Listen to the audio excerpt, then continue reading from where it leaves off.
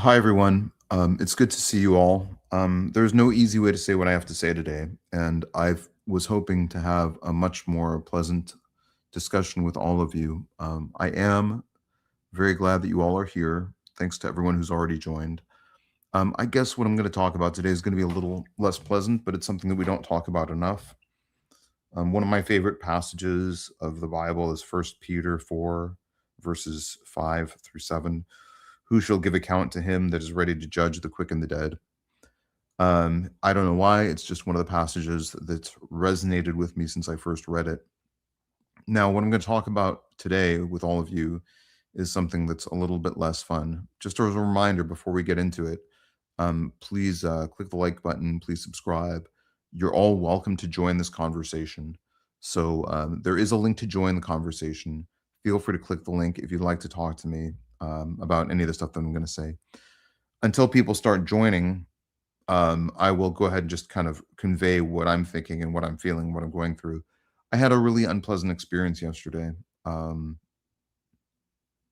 and it was difficult. And I guess I feel like I would be remiss if I went ahead and did this live stream without addressing something that I'm feeling inside of myself, which is very, very deep and very, very heavy. So I feel like if I didn't address it, it would just be an omission of error. Yesterday, as you all know, I've been volunteering. I kind of talk about my volunteer efforts. I've raised several hundreds of thousands of dollars for very, very good causes over the last few years with grant writing, stuff like that. And I also volunteer every weekend, every Sunday. Well, I was volunteering yesterday, and sadly, there was a member of the community who who collapsed.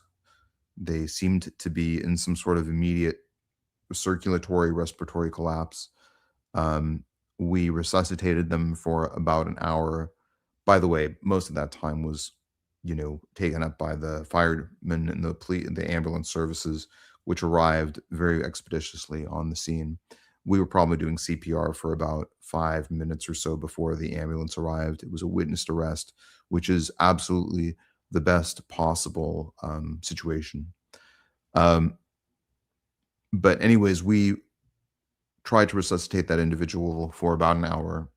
I don't want to say their name because I don't have any permission from the family, and I also this is not somebody that I knew personally in any way. But I do want to say that we should, I think, have a moment of silence for that individual. Now, we don't talk about something on this channel very often, but it's something that we ought to talk about, and that is mortality. It's sort of something that people don't talk about in general.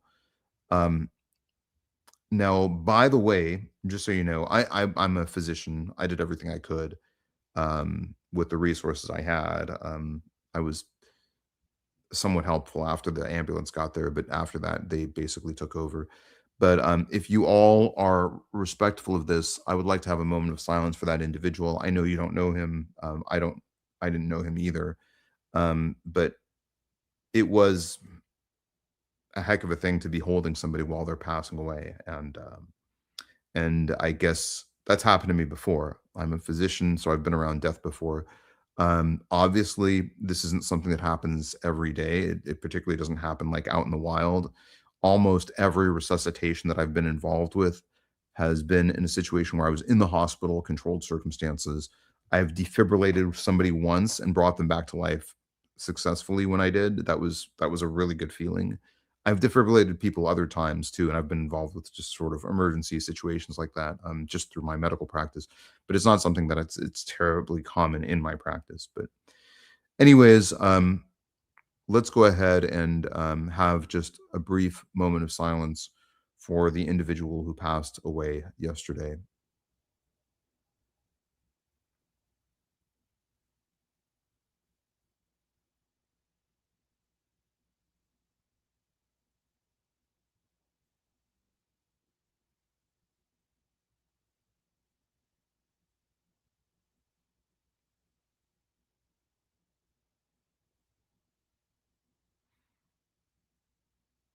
Thank you for joining me in that moment of silence. If you want to pray for that person or their family, I would really appreciate that. It was obviously a challenging situation. Um, I'm ready to open it up to comments. I thought maybe I had prepared actually something else to talk about today, but I thought given what happened to me yesterday, that we would talk about mortality. It's something that we don't talk about that often. I'm part of a community that meets and talks about death.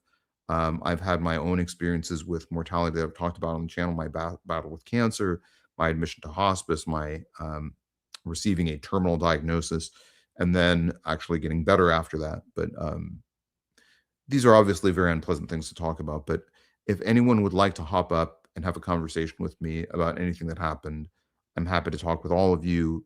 We don't talk about death often enough in our culture. If nobody comes up, I'll keep yammering on, which is fine with me.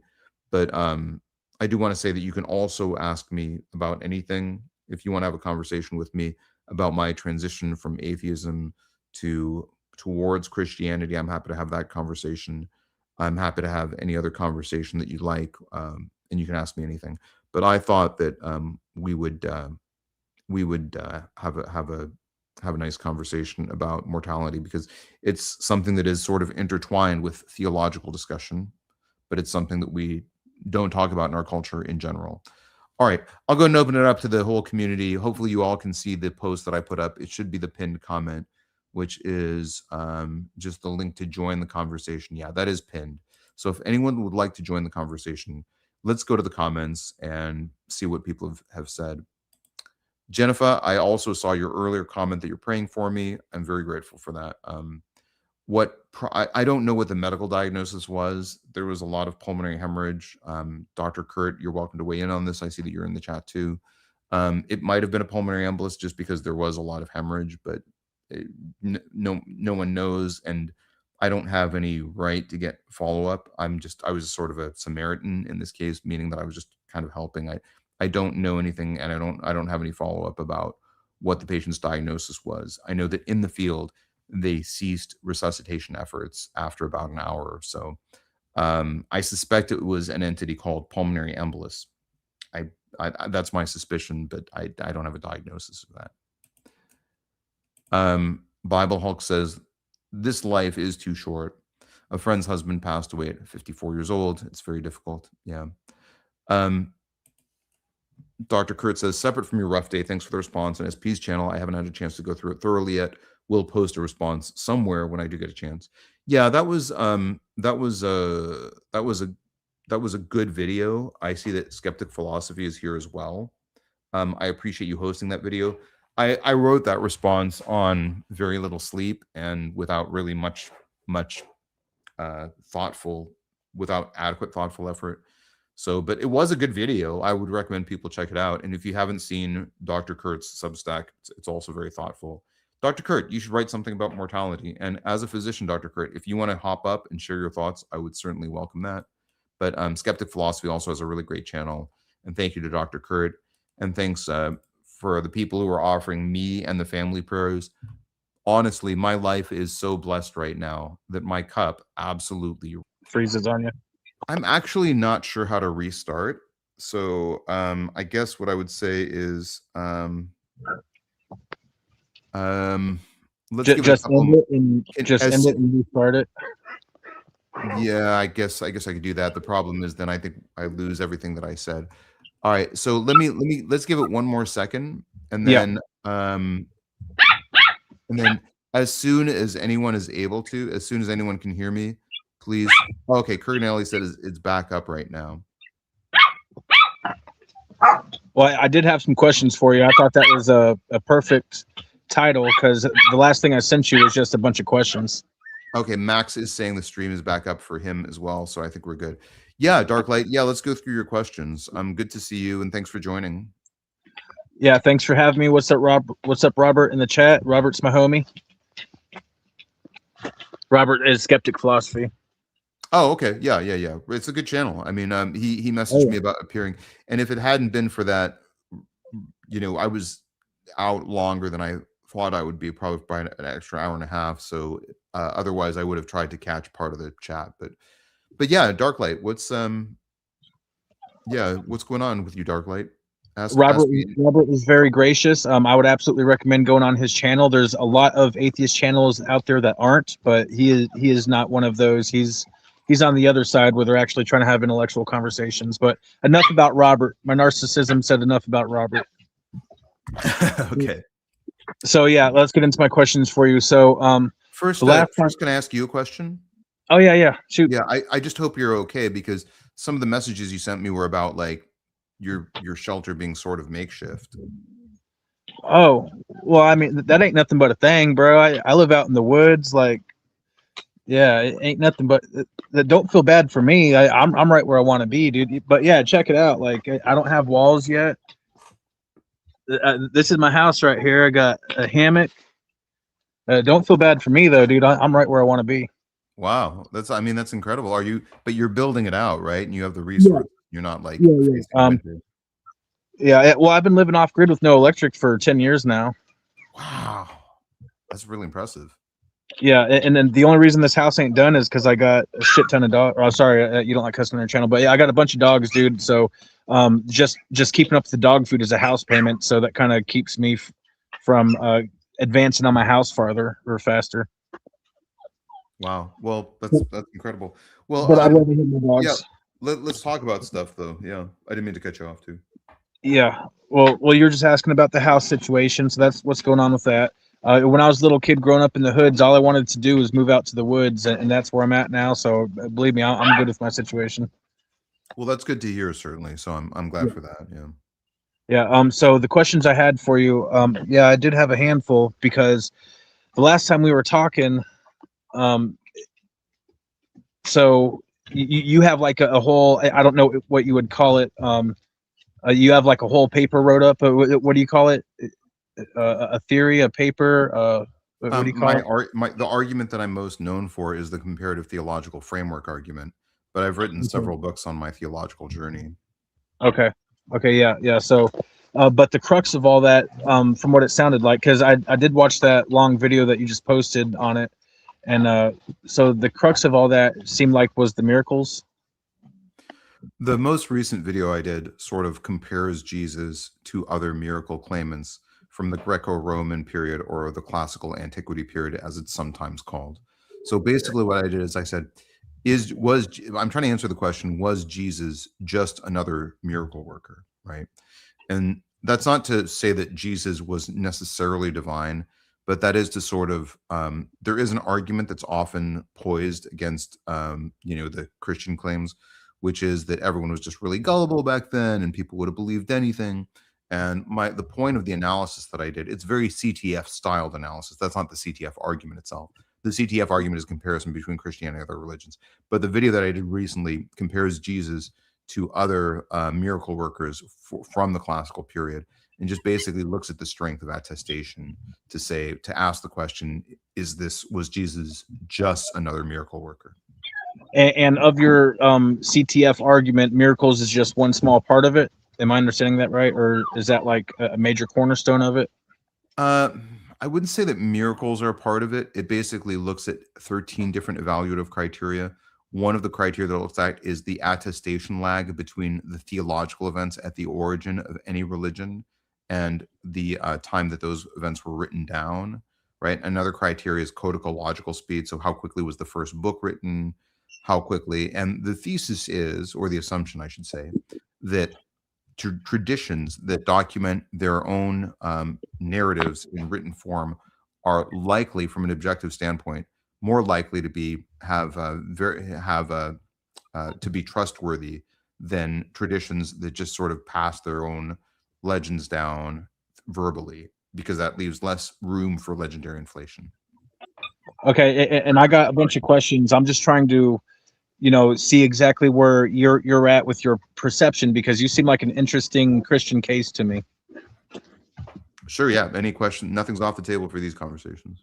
Yeah, and I do plan on diving deep into your whole argument and stuff, but I just got to keep focused on my book, because if I start doing that, then that detracts me from my book, and then I'm not making progress on it. But I do plan on diving fascinating. I hope I get to dive into your book. It sounds really interesting. Yeah. Some other questions I had for you is, what is the main thing? Because you said you were a fairly staunch atheist at some point. What is the main thing that really holds you into Christianity? Well, it was a bit of a stepwise journey, right? So I would say the first step was sort of becoming more epistemically humble. I would say I was sort of a closed atheist for a lot of my life. I just thought all religions were kind of bunk, you know. And there's sort of a difference in my mind now, looking back, between closed atheism and kind of open atheism. Whereas, and I'm using the definitions of closed and open atheism that were advanced by Pergamon and Exline in a 2025 study, and I think the International Journal of Religion. But anyways, what they talked about in this study is that closed atheism is really sort of a confident, epistemically confident belief that there is no higher power other than material experience in our universe. And basically everything is material. There is no God. It's kind of a constant statement. There is no God. So that's kind of more of a worldview.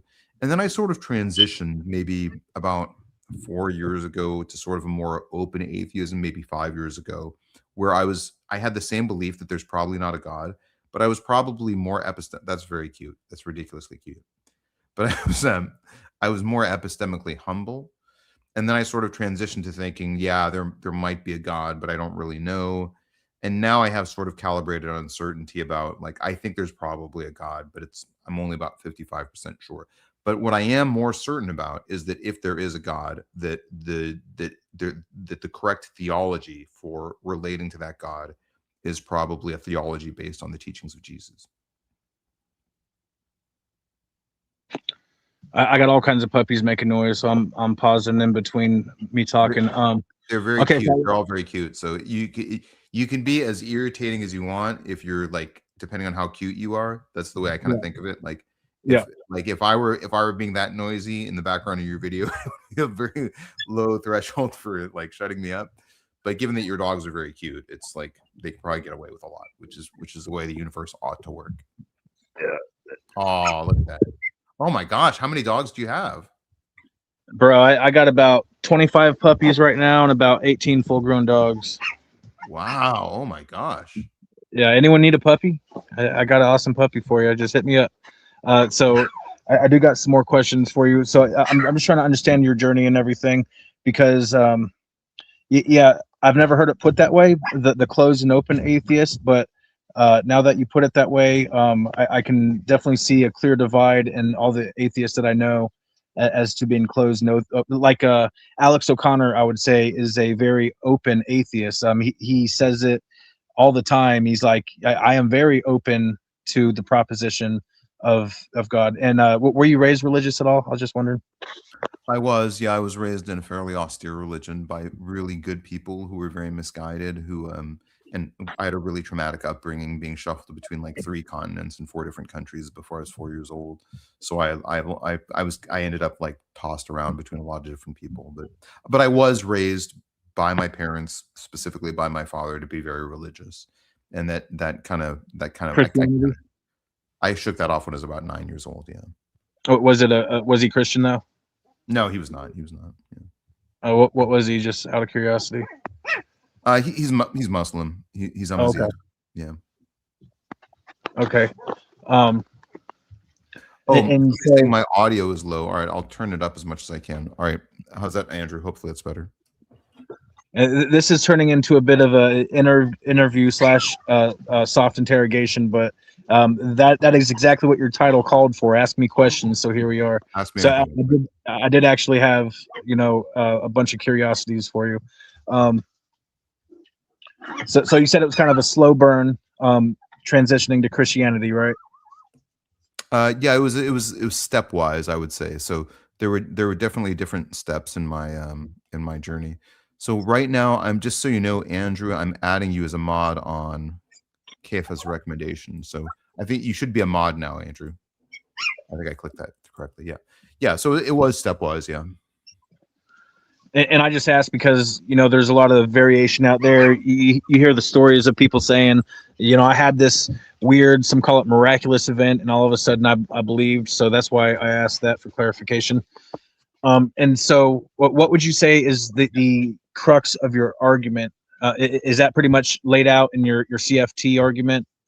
Is that the crux of why you believe?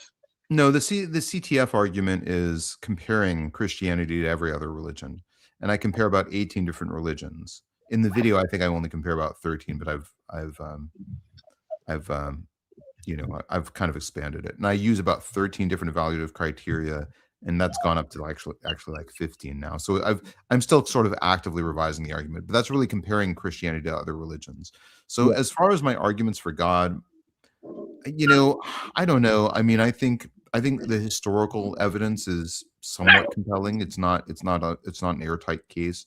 I think the fine tuning argument is there. To me, it's somewhat compelling. Again, it's not airtight. I could see somebody not liking the fine tuning argument. I think there are sort of argumentative type perspectives and experiential type perspectives. I think there's other things that sort of shifted my decision making about believing in a God. One example is, as an atheist, I kind of believed that the universe is big and chaotic and entropic, and we all just sort of disappear after we die, and we just would turn into like essentially the as chaotic and dust like a matrix as we could possibly turn into. That's what we turn into, and we cease to exist. But in 2017, Leonard Susskind and Gerard de Tooft, two of the greatest living physicists of our time, wrote this paper about the event horizon of the universe. And what the paper concluded is that there's this law, which is the law of conservation of information. And I'm skipping over a lot of steps, but this is all in relation to the black hole theory war. But what they I look into Susskind, so I know what you're talking about. yeah. So basically, this is now well regarded as as a as as a belief system. So I think Hotep, if you want to hop up too, you're welcome to join. We've got Dr. Curt next, and we'll keep talking with Dark Light Delirium for a few more minutes, then we'll bring up Dr. Curt. But Hotep, you're welcome to hop up as well. But so that was one argument that kind of made me think differently. Because the way I saw it as an atheist, I would expect that after I'm dead, that's it. That's all, my information is gone. And the fine tune the conservation of information argument contends that the narrative of who we are is really, in a real physical way, written into the fabric of reality for all time. That made it a little harder for me to swallow the easiest pill that I found about swallowing atheism. I actually find atheism to be in many ways more comforting than Christianity. I think atheism can be very comforting. But and then there are sort of other things, like, for instance, as we probe increasingly, as we get closer and closer to finding information about the beginning of the universe, we come to realize that there is this layer of opacity, almost like a veil of ignorance, that prevents us from knowing absolutely everything about the universe. Now, I find that to be sort of interesting. Like, if there's no creator, I would think that the universe is a bubble. We ought to be able to see everything in our universe all the way out to the event horizon, provided we look hard enough. That isn't the case. The more we look, the more we realize we can't pierce into the early moments of the universe. That's something that sort of moved my decision making a little bit. Again, it's not an airtight argument, but and then I got into the teaching. And I'm asking for what makes sense to you, not what makes sense to other people. Like I'm really trying to dive into your mind here. And I did have one more important question before other people start jumping on. Sure, yeah. You want me to get into it? Yeah, oh yeah, sure, anything. Yeah, we got time for a couple more, and then we'll bring up Dr. Curt. We're at 25 minutes, but I kind of yammered on for about 10 or 15 minutes. So I try and do about 15 minutes per caller. So we're still doing fine. I do find it interesting that you openly claim to only roughly about half believe in a God, but you're just more convinced that if there is a God, it is the Christian God. So I do appreciate that honesty, because most who claim Christianity will sit there and say 100%. And I can kind of, before I even heard that part, I could kind of tell, that you weren't entirely sold, but you're just kind of leaning in the Christian direction. And I'm a theist. I believe in a one true creator. I just don't come to that through the scriptures and dogmas of Abraham. I have my own way of getting there, and just really I'll really quickly touch on the fine tuning thing. I do not think that's a great argument either, and this is coming from a theist, because that there being a God is not a necessity of fine tuning. a lot of people will call it intelligent design, but it doesn't even necessarily have to be intelligent. It can just be a matter of probability and circumstance that ended up creating a structure, a possible structure that supports life. So I'm right there with you, because I think you said you didn't find that the strongest argument, right? I mean, it's an argument. If I can rephrase my significance of the way I take the fine tuning argument, here's what I would say: is I take it to be an indicator. There's I think that the easiest way to resolve the fine tuning argument is one of two ways. Number one, either our universe is purposeful, or there's just an infinite multiverse of universes, and we just happen to live in the one where things work out for us to exist.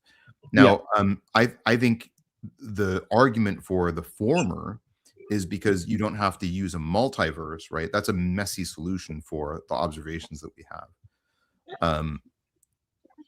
Well, you don't Yeah. even have to call it a multiverse. You could just say in a probabilistic universe, there are potential universes that don't happen to have the structure that supports compounding intelligence in life. So you don't even have to go the a multiverse route to get there necessarily. You don't have to use a multiverse, but I think you have to have something iterative. And the reason why is because the space that we're in that potentiates life is, by any account, much smaller and probably astronomically smaller than the potential spaces where the universe could exist and not have life in it. Does that make sense? Now, there's other solutions. Like some people say, well, some people say, well, my solution for the fine tuning argument is that, we're an ekpyrotic universe, right? Which basically essentially means cyclical. Now I'm oversimplifying it. But to me, that's just a multiverse with the different universes separated by time rather than space. So I don't know if that's really, a great, I mean, to me, it's an argument that suggests that our existence is purposeful, right? I think if you say, well, it's not really an argument for God, I'm okay with that. But it's an argument that our universe exists in a way that's unique and seems purposeful. It might not be purposeful, but it at least seems purposeful. But I think I'm okay asking for, I'm okay. Yeah. Anyways, that's about as far as I go with that argument. But I think there's arguments against it, and I think it's an interesting discussion point. I think the issue that I have with the other explanations, other than a singularly purposeful universe, is you either have to have constrainment, which there's no evidence for, or you have to have multiple universes, which is a messy solution. But I think if you have subjectivity, then inherently there is embedded purpose within it. That's just a thought. I do got a question for you. We were talking let's last do time. one more quick question, and then I'll bring up Dr. Curt, because we're getting close to 30 minutes, even though I kind of yammered for a while. Yeah. But this is an important one, because last time we were talking, I was talking about how Jesus doesn't fulfill any of the prophecies required for the Messiah in the original context.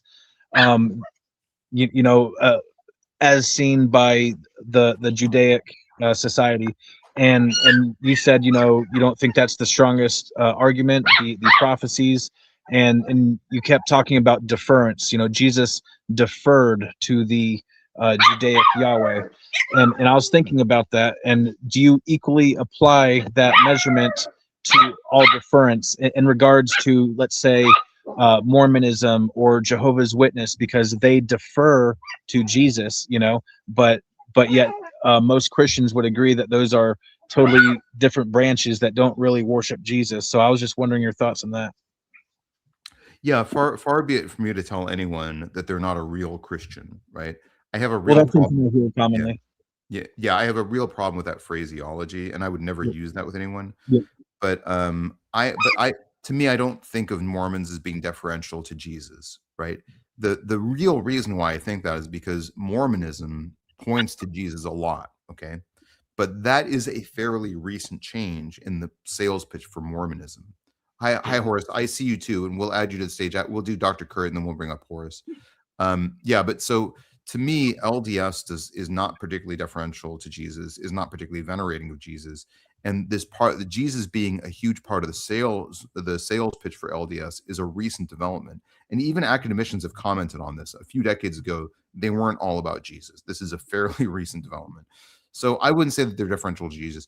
The point that I would make about prophecy fulfillment is you have a huge population that says that Jesus did fulfill prophecy, right? Then you have a huge population that says Jesus did not fulfill prophecy. So the possibility is that there's two possibilities. Either one side is right and the other side is just dumb, right? Or it's just not a very good evaluative criteria, and that it doesn't work very well and it's not particularly clear. Now, my other problem with it is that when we apply the criteria of prophecy fulfillment, we see many Jewish figures over the course of history who have been, who met huge Jewish figures have said, these people fulfill prophecy. Sabbatai Zevi was extolled as the new Messiah by many, many Jewish rabbis. Rabbi Akiva, the greatest rabbi of his time, said that, Simon Bar Kokhba was a prophecy fulfiller, right? Menachem Schneerson, who died, I think, in 2004, was the Chabad Lubavitch, is my understanding, was saying he was the fulfillment of all the messianic prophecy fulfillment criteria. So to me, using prophecy fulfillment doesn't work well in either direction. It's not a good anti-criteria, and it's not a good pro-criteria. Now, I personally think that Jesus fulfilled prophecy, okay? But I don't think I would ever have that debate on the channel, because I know it just gets into a lot of very densely evidentiary arguments, and people are just going to disagree depending on what their pre-existing belief system is. But would you contend that Jesus fulfilled the prophecy in the original context that the Jews intended for the prophecies to be fulfilled? Now, that is a really good question. So I really believe that after, and this is backed up by the scholarly perspective, I really believe that after the year 130, the Jewish criteria for prophetic fulfillment became much more narrow, right? The prophetic fulfillment was interpreted in a more austere, more rigorous, and more narrow way. And the reason why they did that is because they were sick of all these messianic figures ascending, gaining a following, and the Jews having to undergo the smackdown from whatever oppressive civilization that they were interacting with. So the Jews sort of after that really narrowed those criteria. So to me, it's hard to know if the thing I try and do is I try to read the scriptural resources in as neutral a way as I possibly can. To me, Isaiah, when I read Isaiah through in like the whole book of Isaiah, when I read that, it seems to me to point towards Jesus. Okay. But I don't think I would ever have that debate on this channel, because I don't think the prophetic fulfillment criteria is very good either way. And you can talk to people who are Jewish who say Jesus didn't fulfill any messianic criteria, and then you can talk to people who are messianic Jews, including rabbis, who say no, Jesus definitely fulfilled the criteria. Here's my other point. Even if I don't believe that Jesus fulfilled the criteria well, from a perspective of CTF styled reasoning, I don't think there's a better candidate out there. In other words, I don't think there's any argument that anyone in history ever fulfilled prophetic criteria better than Jesus. That's my own personal belief. Again, I wouldn't have that argument, but I think the issue of prophetic fulfillment isn't a good criteria either way. It just doesn't work well as a test. It's not a good litmus test, and people seem to be really divided on it. So it is my contention that we are all prophets. If a prophet is one who communicates with the one true creator, and I'm not talking about the Judaic, I have a totally different conception of the one true creator that is not limited by or constrained by the dogmas and scriptures of Judaism. So we all have a direct connection to the actual one true creator through our divine sovereignty, which is like an inseparable connection. It's an inseparable link, and it being inseparable, there's no such thing as hell. If hell is a place where you are separate from the one true creator, then that place does not exist.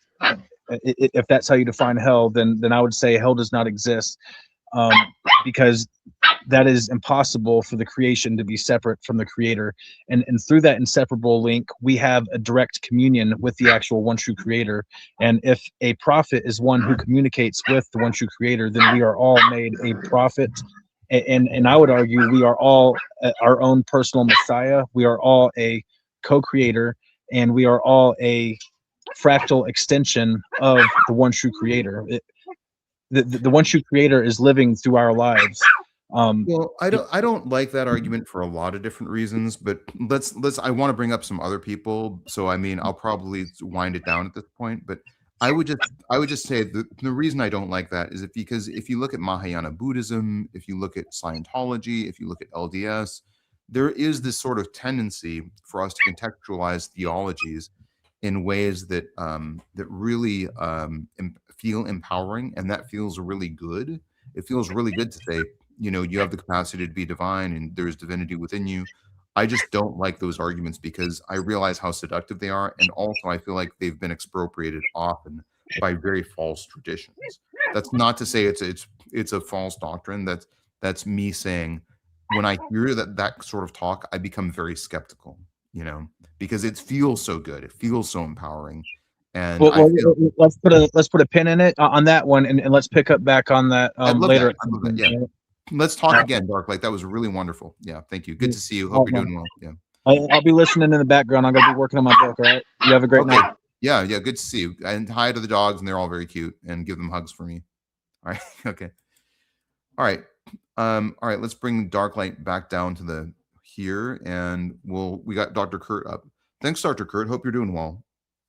Yeah, I'm sorry to hear about your bad day yesterday. That's moment I can sympathize with.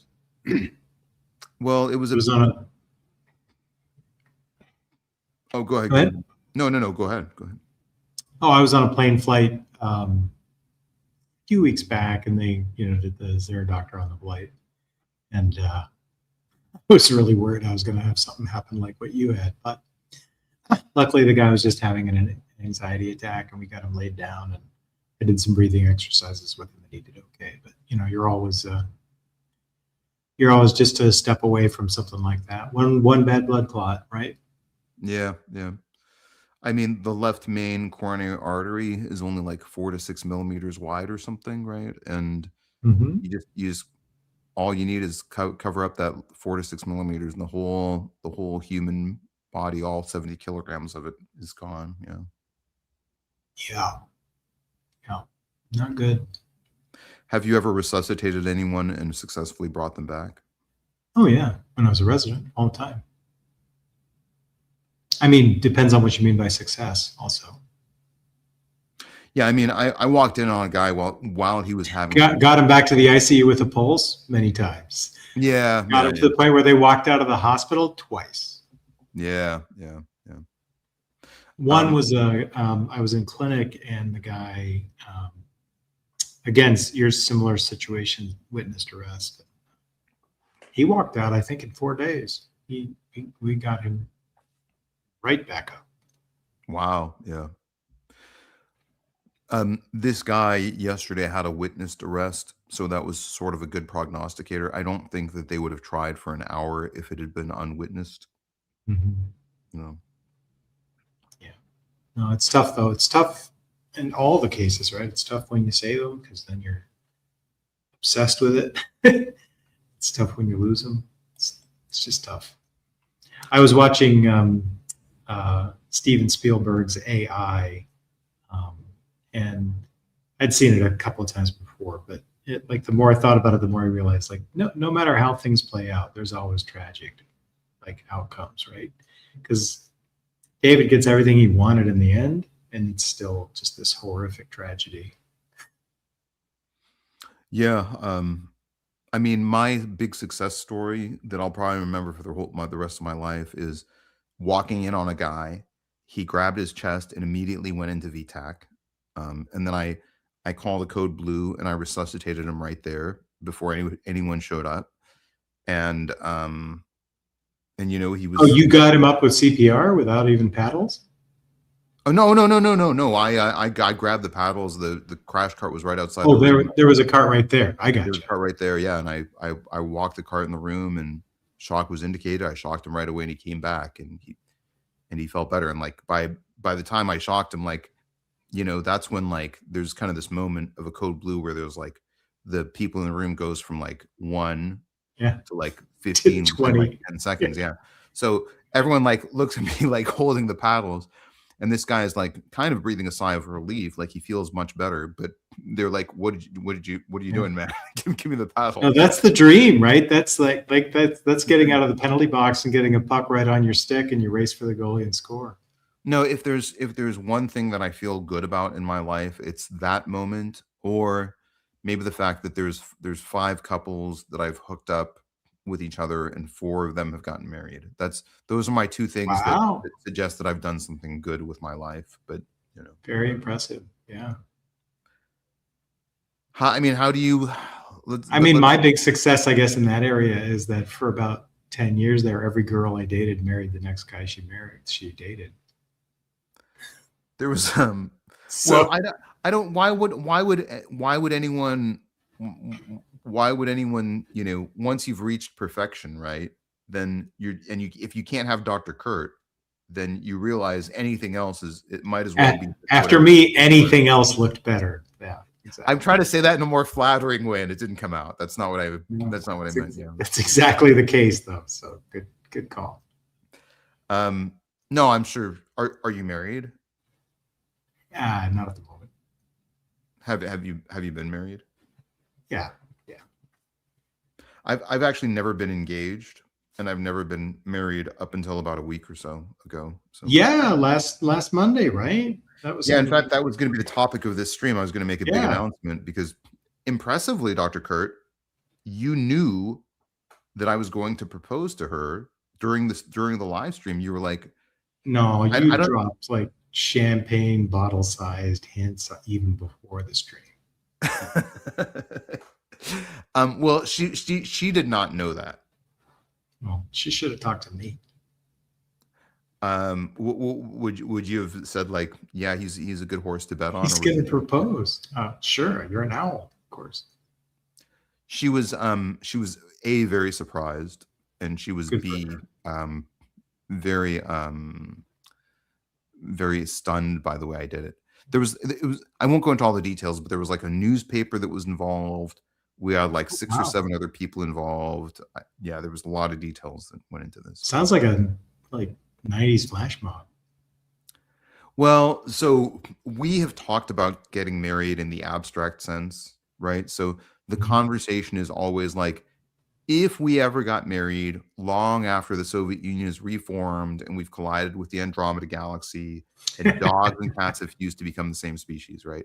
So, Right. and that's always been and then we say, if that ever happened, here's what we would do, right?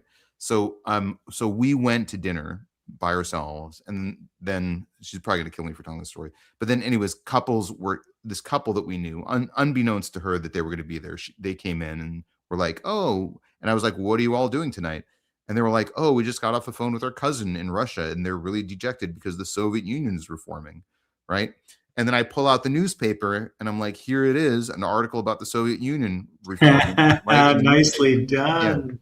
And then another couple came in and were like, we're going to go out to the desert and take pictures of the stars because we're colliding with the Andromeda galaxy. And then here it is in the newspaper. There's gravitational waves coming from the other galaxy. And this is like the first phase of the merging of the galaxies that we're witnessing. So it was written in a way that's scientifically plausible. But by then, of course, she knew what was going on. So Yeah. but this was like, I had to get a newspaper printed, and that's like, and then a whole bunch of other details. And yeah, anyways. The second you imagined a rapprochement between the Kazakhs and the Uzbeks, she knew you were making it up. Yeah, she was. I think she probably had a strong feeling that we went to the restaurant, and she knows she's really good at telling when I'm lying, and it's always like a harmless line, like I'm always trying to sneak her a treat or something. But as soon as we went to the restaurant, I was like, "Oh, it's interesting. They delivered a newspaper here today. I'm just going to bring it with us. I don't get the newspaper." Also, newspapers are sort of obsolete, by the way. So That's true too, and that was probably a big hint to her. But I was like, as soon as I said, "Oh, isn't it weird that they deliver the newspaper? Let's go, let's go. Let's take it just with us to the restaurant for fun." As soon as I said that, she was like, "What are you planning? What's going on?" And then I handed her the newspaper, and she was like, "Okay, this looks okay. This doesn't look like I can't like whatever you're up to. I can't." Yeah. Well, how long were you married for? Depends on how you time it. Roughly a decade. Any Long suggestions? enough to. My suggestion would be to just be as honest as you can for as long as you can. Good advice, yeah. Yeah. And, life happens to everybody, and everybody doesn't know who they're going to be in a decade. So sometimes you just got to find a way to make things best for everybody involved. Yeah, yeah. Like who I was at the end of, my 20s and who I was at the end of my 40s, if they'd met, they would have hated each other.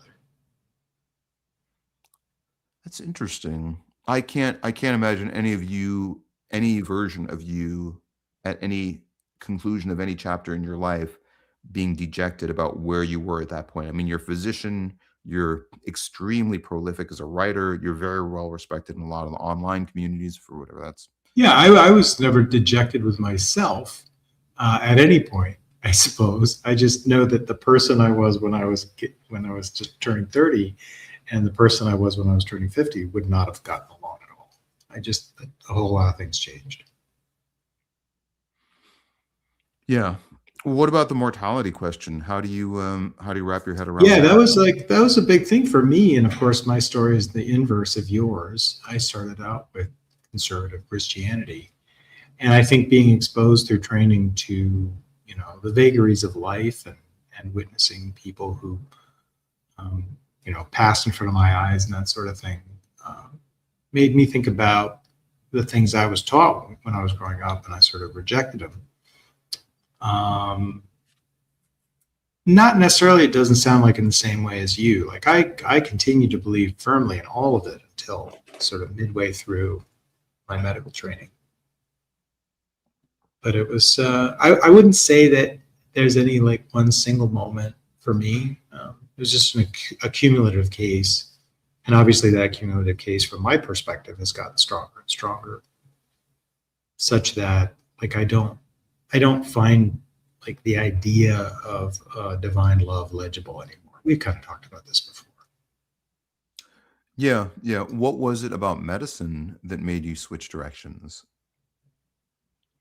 Oh, there just didn't seem to be any coherent adult supervision, I guess is the right way to phrase it. Again, like this is back to the Good Shepherd stuff that I've been writing about. There's not any evidence there's a Good Shepherd. What about have you my story, right? Like I was diagnosed with terminal malignancy, and then I got better, and then I was still an atheist afterward, mind you, for several years after that, actually. Yeah. And then, I think I've told you this part of the story, but if this room hasn't heard it before, here's what happened with me. They told me I was going to die. Within maybe a month, I kind of came to terms with that. Whatever emotions that I had, I ran through them in the span of a month. And by the end of that month, I was like, okay, if this is it, this is where I'm going. I'm okay with that. Right. Can I just ask, like, had you read Marcus Aurelius prior to that? No, I don't think I had. Yeah. I read him in my 30s, and he has a whole section where you are supposed to imagine everything important to you and everyone you know dying all the time, so that it doesn't destroy you when it does happen. Yeah, and I was fine. It was really not a very spiritual experience for me. And they said you're going to die, and they put me on home hospice, and then obviously I didn't die. And then after that, they were like, you're going to live, and that was anticlimactic for me. And that made me realize something. And maybe this is just because I was through the lens of a lot of personal self-loathing, right? But I realized something very important, and this is maybe the most important thing that I will ever say on this channel.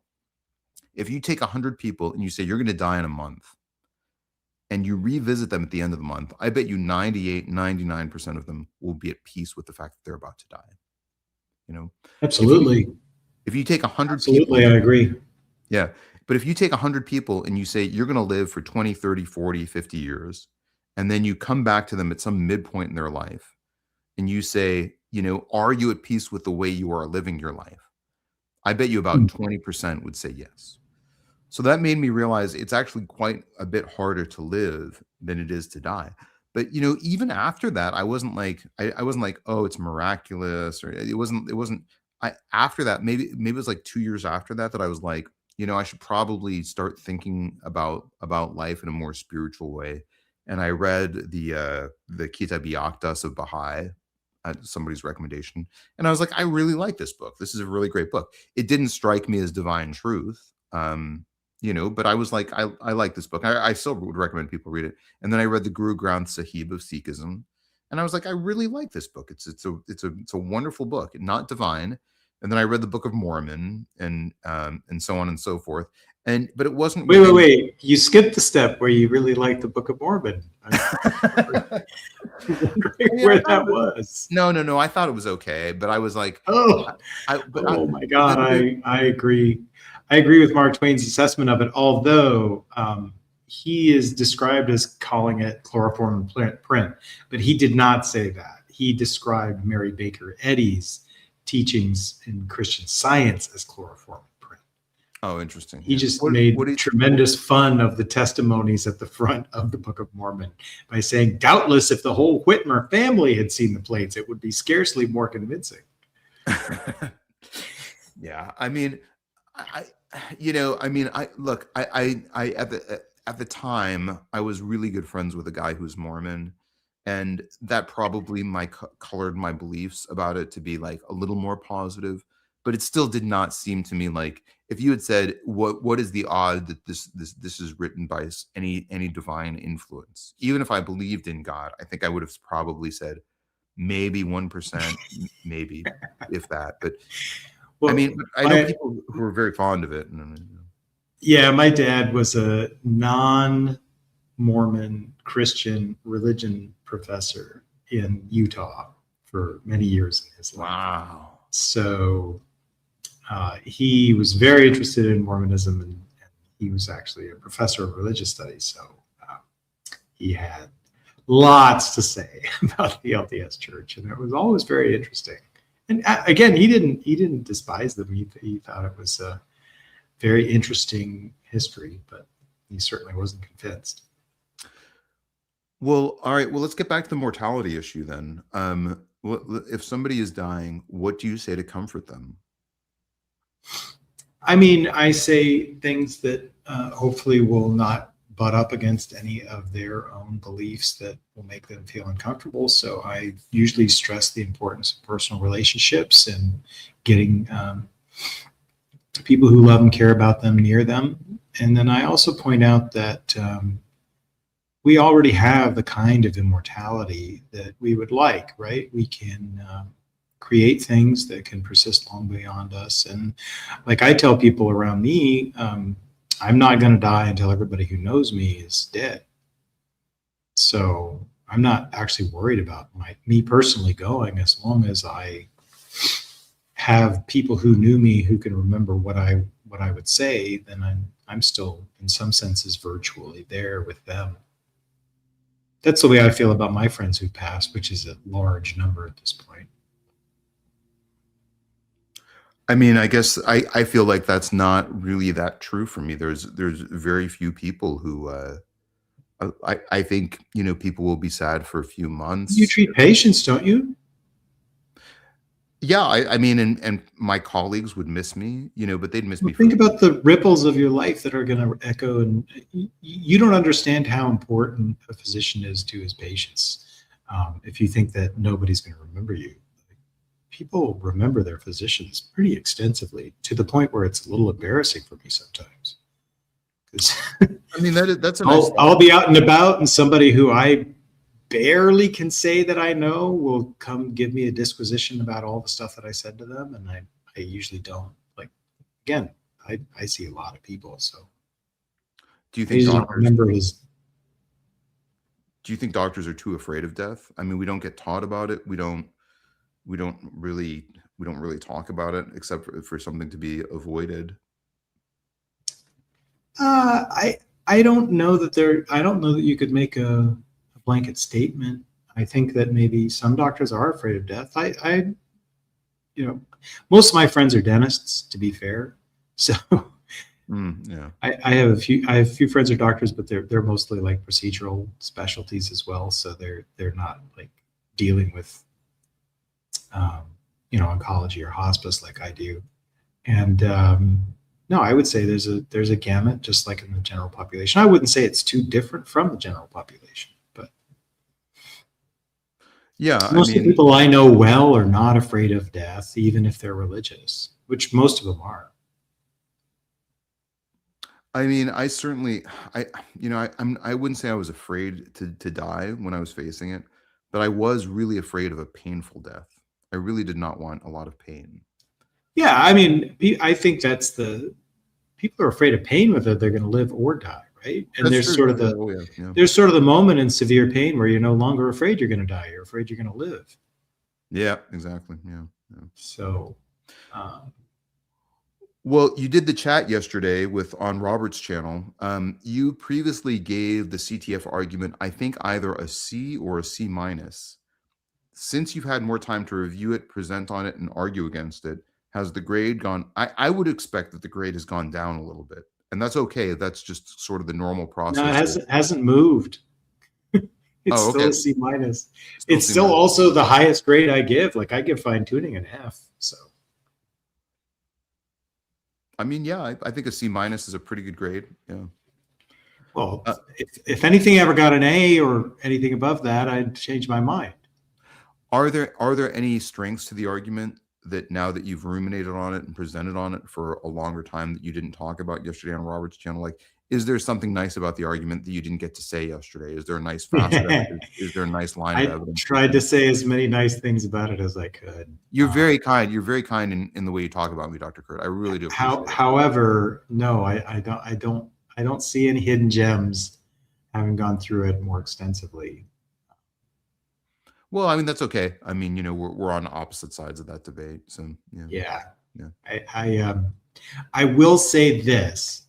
It's way more fun to talk about the evidentiary facts on the ground in history and in the texts than it is to argue philosophical, like mumbo jumbo. I far more enjoyed that than talking to somebody who's like running tag. Yeah. I mean, do you think that's just because? Why do you think that is? Do you think it's just because the other, like, I have my own theory on why that is. My own theory is because, like, experimental physics always trumps the theoretical physics. So right. Yeah. So, but what's your thoughts on why it's more fun to talk about CTF than like the tag argument? Because first of all, if you're formulating a CTF that has 16 different evidentiary points of contact with reality, you've done some work and thought about it. People run tag who barely know the difference between 1 John and the Gospel of John. Yeah. Okay, that's fair. Yeah. Well, we're at an hour. By the way, your 1 Peter 4 thing, I actually find that text really interesting too, but I pair it with the Gospel of Peter and think that it shows that early Christians like fully accepted the harrowing of hell, which I find very fascinating, because if I was a Christian, I would absolutely be fully accepted the what? The harrowing of hell. Oh, the harrowing of hell. And like, if I was a Christian, I'd definitely be a universalist, and I'd also believe in like post-mortem soteriology. So like all of that's like totally something I would be on board for if I could find my way. We should probably move on to the next person. But Robin asks, "Are you shutting down?" No, we're just at an hour, so I've got plenty of time if you want to hop up. We've got Horus. I'm sorry if I'm being like no. It's nice to chat with you. Combative enough for you. I just no. You had a really bad day, so I didn't want to like come in hard. Yeah, I'm having a rough day. Yeah. but you know, I'm really no, this has been a nice conversation. All right, and we got Horus the Hero up next, so I'll probably like lower, and don't forget the first Monday of the month we do kind of a mega panel, so we'll probably keep doing that as like, you know, we'll probably keep doing Mega panel. Oh, and by the way, how's Mega Bloodbaths? He messaged me on Discord a couple days ago, but nothing about getting back up on a horse, as far as I know. YouTube has a lot of problems. Yep. All right. Well, let's any other final thoughts? All right, Tavo. It's been a great time talking to you. Empty tomb has never been one of my points. Never been. But good to see you. Always good to see a new apologetic coming out that doesn't focus on resurrection centrally. Okay. And I recommend people check out Robert's video, the video between Dr. Curt and Skeptic Philosophy. I'll link it in the description of this video as well. So good to see you, Dr. Curt. Thanks for the nice conversation. That was really nice. Yeah, bye. All right, talk to you soon. Let me do Horus the Hero first, and let me remove Max. Horus, you're on. Are you there still? Thanks for waiting. Are you there, Horus? Hello? Yeah, hi, Horus. How's it going? Hey. Good to see you. Hi, Tavo. Yeah, hi, good to see you. Good to see you. How are you? Good. Nice. What's new?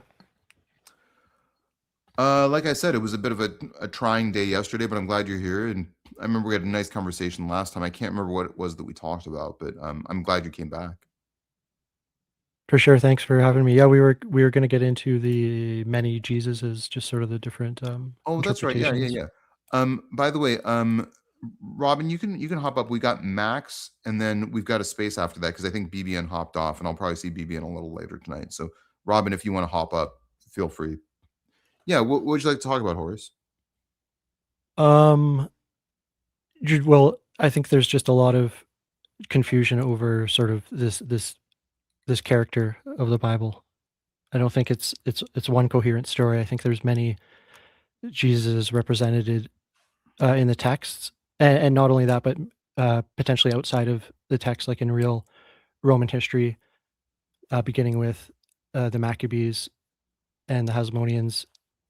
They sort of were these pre-Christ figures that were supposed to reestablish some things and sort of gain control and power for Israel, this sort of nation and stuff.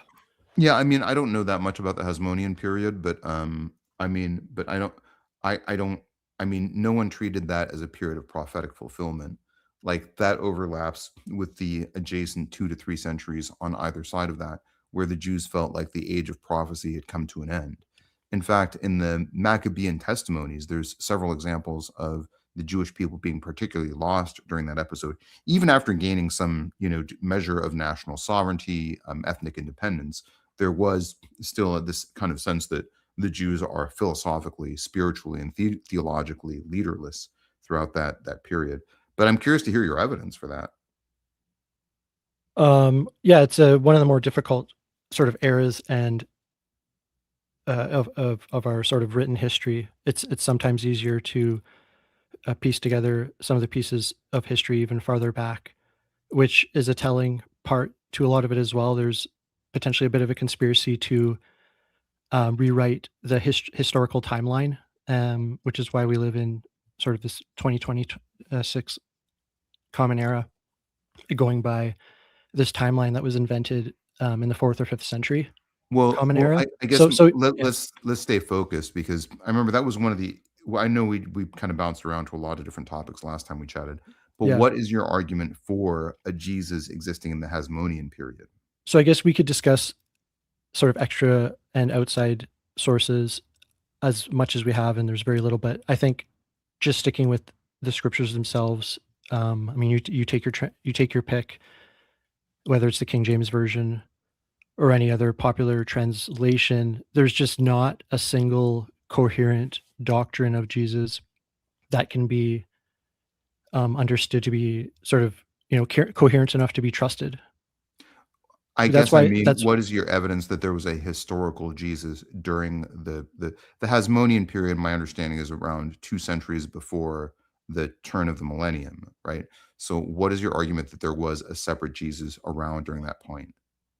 You mean like different? Well, there's a lot of different characters with the Joseph name or the Yeshua name, however it would have been pronounced, and there's different characters with the Christos labels because they're two different meanings. Like Christos is a different meaning than like the Christus. One's a very popular name, and then one is Well, so sort of meaning the savior figure. So Suetonius used the word Christus, and that was probably a garbled regurgitation of some things that he had heard, right? So I don't know that the Yeah. word, yeah. So Well, like considering the era of what's happening, like in the Imperial Roman dynasty is carrying on the Macedonian Greek and sort of this Egyptian spiritual and physical power that had gone back thousands of years. So once it gone through the Cleopatras and these families, and until other peoples were intermarrying, they always consider themselves sort of this God incarnate on earth, starting with the Soters, which is the word savior, starting with Ptolemy Soter the First, Alexander's first general. They consider themselves sort of these divine beings that are supposed to, govern humanity and sort of take care of humanity in the sort of governmental realm. yeah, And so that slowly became imperial efforts tend to expropriate divinity. Yeah, so agree that's a with lot you. of where the theology comes from when the story is being written. They're sort of Wait a second. So you're skipping way ahead. So first of all, I still haven't heard like a real evidentiary argument that there were multiple Jesuses. You like going from well, it's the just one of the most popular names in that era. Like Joshua, going back to even the time of Moses and Joshua, it's just the same name. Like Jesus is just the Greek version of the Hebrew name Joshua. So it's just many people around that time that are very but the sort of argument that the word soter implies that yeah. there were multiple Jesuses. That's a bit of a stretch. There is a connection between how the like imperial Roman families consider themselves God incarnate and the Jewish theology is battling with that because they consider them like a monotheistic religion waiting for a similar being, a God incarnate. So that's how the connection between that's how a lot of them Well, even but there are many more Jewish works from the turn of the millennium that and before the turn of the millennium expressing that, like Second Baruch, we've talked about some of them on this channel, expressing yeah. that the era of prophecy was over. So the Jews at the turn of the millennium were not expecting a messianic savior figure. What do you mean like And I agree with you that there were other claimants. Have you seen my yeah, recent video on the argument that, that we can compare Jesus to other, miracle figures, self-claimed wonder workers of the Greco-Roman period? yeah, of course, and because it's mainly because of the Asclepius cult that was thriving in that eras, and that's one of the reasons why, as a competitor, they write the Jesus figure into the story with very similar parallels, such as in What story? What story do they write Jesus in? John 5. They basically assume that having an illness or being sick is the same as having sin, which is unscientifically proven to today. Jesus is making an assumption on the man. He says, "Go sin no more, No. I'm lest sorry, worse but comes upon that's you." And the reason that they're waiting in the pool, though, the reason that they're waiting in the pool in Bethsaida in that historical time, see, they take it a historical, real place in that era. There was a real pool for the cult of Asclepius, and people were no. waiting in the There was pool yeah because of there was a cult of Asclepius. Okay, but and there are real healing techniques correlated with water and sort of waiting in pools and sort of these therapy methods that are scientifically proven today. That's why they would have been passed through the Greco-Roman world. So Well, that's how that's the authors. wait a second. Sorry, we're just getting a little bit off here, but That's a huge that has very little to do with kind of where we started, and that's a yeah, huge leap, right? Water being cleansing, that being a modern cultural yeah. approach, Sorry, I'm just and getting that off a being bit. associated with real things that we do with water and hydrodynamics and like physical therapy settings and in medical settings and medical practices today. That's a very big jump, and that doesn't really feed the argument that there are multiple Jesuses in my mind. Well, that's how they portray. That's why to many different interpretations, many different people, Jesus is to one he's a healer, to one he's a prophet, to one he's a sort of this cosmic judge, and another like everyone has their own sort of interpretation. And one thing is this whole healing Well, but sort of just topic because is, Jesus had multiple roles doesn't mean that there were multiple figures who were conflated or confused with Jesus, nor that Jesus was somehow a composite figure because of that, right? That's not direct proof of that. You're saying, right? You could be like, Tavo is a doctor, and Tavo is a professor, and Tavo is an editor for a medical journal. No one yeah. would come away from that saying, "Oh, there must be multiple people." Yeah, well, I could say the same on either side too. When we dig deep enough into the story, let's just take the story at plain by. Forget the outside sources and forget what Papias and people outside of the book say. If it's not in the Bible, then it's pointless, because if I'm on a desert island my whole life and I only have the Bible, that would, right, according to the sort of Christian theology, I need that book to be saved from condemnation. And the Well, whole yeah, point yeah, of the book is but to as believe. from the historical critical method, though, we if I'll just be honest with you, I don't know that I would believe in the Bible if it were just the Bible by itself. To me, what's more convincing is all the testimonials outside of the Bible. Like, to me, it's all the extra biblical evidence, right? So I understand what you're saying. If you're on a deserted island, that's an interesting paradigm. In fact, I write a little bit about that question in my I just book. don't see that. I don't see that. I see either people are being very deceptive or lying, or they're misunderstanding science, or they're being sort of ignorant of sort of new discoveries of science that have only been around for even a few decades or a few hundred years. I don't see any extra biblical sources as reliable. And I'm being completely honest and unbiased. Like, to say that, oh, just because Papias said it, all of a sudden the whole sort of cult becomes reliable. Whereas, well, that's not good enough. It's just not good enough. We need something more reliable. We need No, no, some no. sort of I'm not talking about autograph. Papias necessarily. But But your like, we need paradigm. an autograph or a signature of some Yeah, sort, but right? here's my point. I Yeah. actually really like the. Oh, by the way, shout out to TNC Apologetics. Good to see you. I have read The Case for Christ by Lee Strobel. Great book. I'd encourage people to read it. It's a great book. And shout out to TNC. Go check out his channel. All right, so let's get back to your argument. So your paradigm is, what would I be able to know about the historical Jesus if I were on a deserted island? Okay. Now, I actually really like the deserted island paradigm for a Yeah, lot of philosophical questions. And I actually use that. It's sort of a John Rawlsian original position type argument. I think it's a very strong argument, but I don't think it's for sure. helpful for historical questions. The reason why is because historical questions are resolved by having increased sources, increased testimonials, right? And there's just no reason to say, oh, this is the paradigm that we should use for answering historical questions. Yeah, and the most of the sort of Jesus character that is represented is either the main. I kind of look at it at several, but the most popular three are either Paul's Jesus, which most Christians worship, and I know this from firsthand experiences, You haven't sort of shown me growing that up in there the are religion. three. No, just the main. No, there's way more than three, but just I'm speaking about just the main three in the sort of secular world of Paul's Jesus that is very influential, right?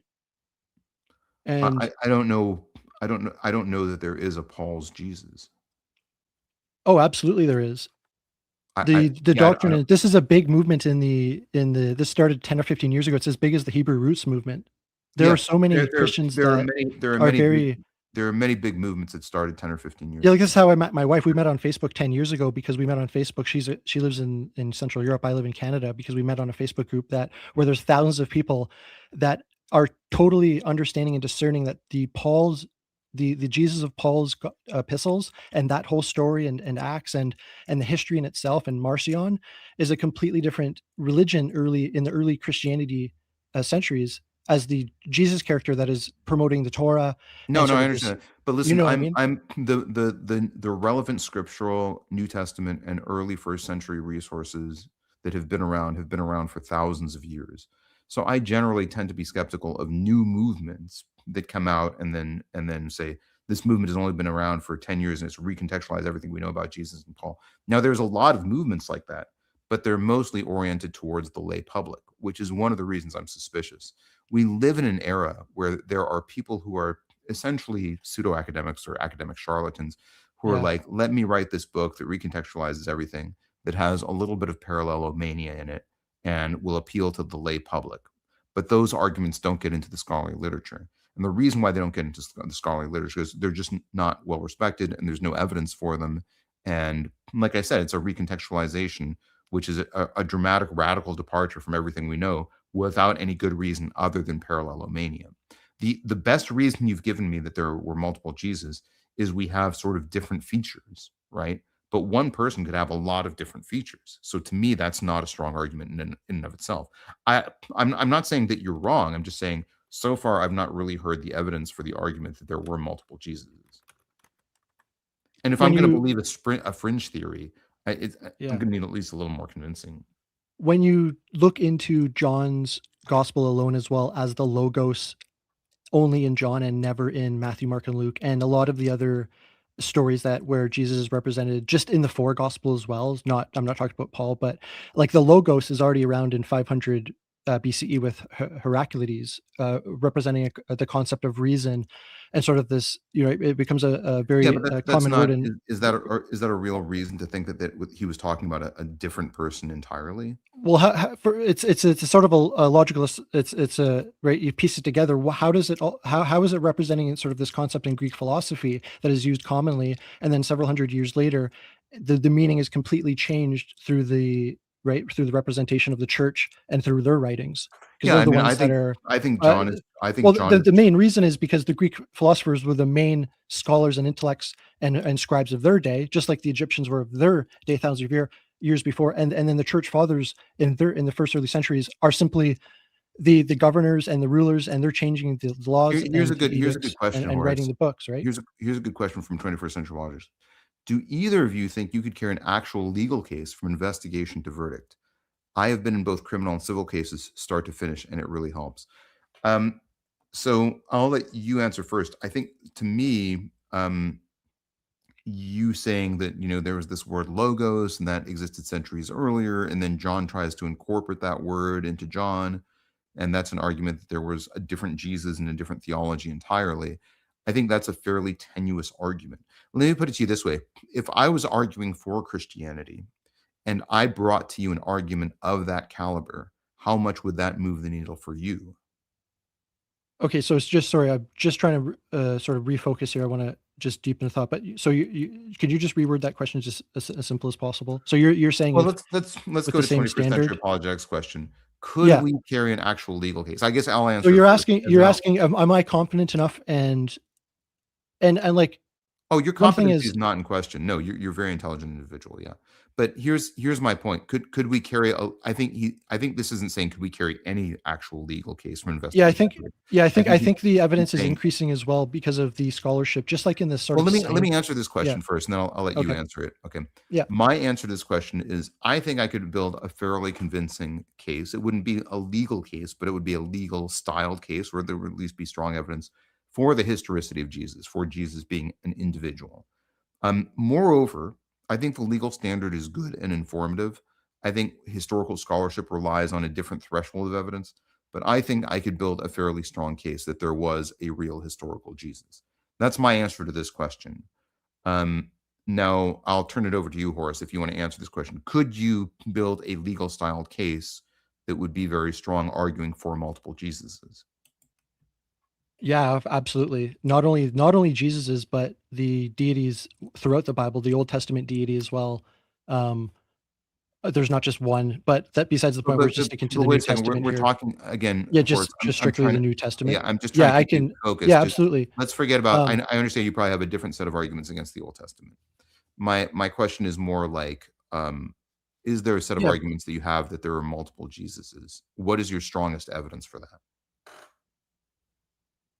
I think there's theological layers between it all, written by different authors between several hundred years. Well, We're give me some of those just within layers. the New Testament through This the is different councils, like the yeah. different councils that throughout the first early centuries as well are also side by side during the translations, during the revising, during the sort of editings and the laws, right? The arguings between the church fathers and some of them would be called heretics between all this history, right? That like how many hundreds of years before we actually have the canon in the right 1600s, 1700s, and then it's still being debated upon, and new interpretations and denominations into the tens of thousands in 2026 since the printing press. So not only every individual has their own interpretation But none of of that the is character. proof. Hold on, Horace. Just Mhm. I keep trying to focus you in. You started with a claim that there were multiple Jesuses. In the Bible, absolutely there is.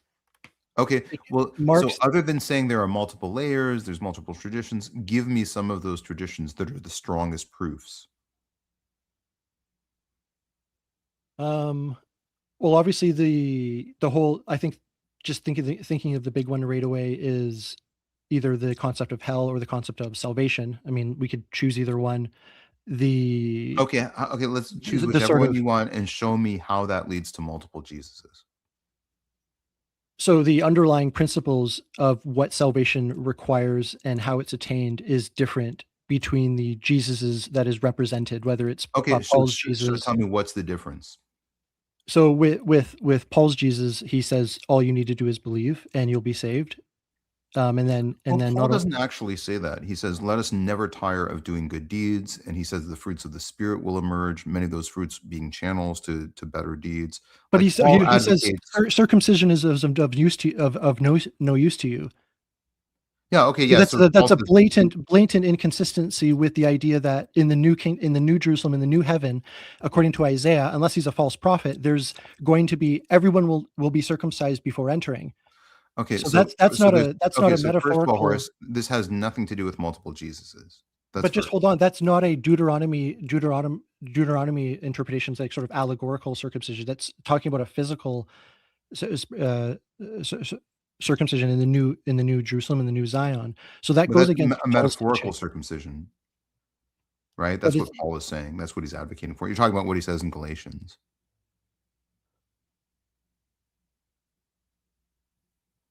I mean, it's an interesting idea, Horace, but I see it as a fringe theory without very strong evidence behind it. So, if I, Horace, just think of it this way: you're an atheist, right? That's my recollection. Horace, you there, buddy? hello. Yeah, I can hear Okay, you yeah, still. yeah. Sorry, I muted myself. Yeah, I'm an atheist. You're an atheist, right? Yeah, Okay. So if I brought you evidence for Christianity and it was of a similar degree of strength as the evidence that you're sharing with me for multiple Jesuses, yeah, would you find that to be very convincing? yeah. And when you say evidence, like, what do you mean by the evidence provided? What is the standard? Anything you want to tell me that's going to point towards multiple Jesuses. I think saying that there are multiple facets to Jesus, saying that there are multiple different uses of the word logos or wisdom, I think that's an interesting argument, and we can see how the word logos got brought from Hellenistic culture into a syncretic tradition that John was trying to underscore. I think those are all interesting insights, but none of them really point towards a mechanism that requires multiple Jesuses to be It's individuals. it's just strange because like he's supposed to be this as sort of this Jewish figure, right? Apocalyptic figure announcing the kingdom, right? That's I sort of how don't it starts know. out with Mark and Again, Matthew. The this whole is point of the first gospel in Mark is he's pronouncing the kingdom, right? This is the whole point of John the Baptist, preparing the kingdom, preparing the way. So we see Mark and I Matthew's don't know that that's Jesus, not the same as an apocalyptical figure. yeah, representing this sort of spiritual kingdom, this sort of, Yeah, right, it's the everything internal kingdom, the upside down kingdom. re-spiritualizing allegoric this right allegoricizing or whatever everything from Yeah. the Old Testament.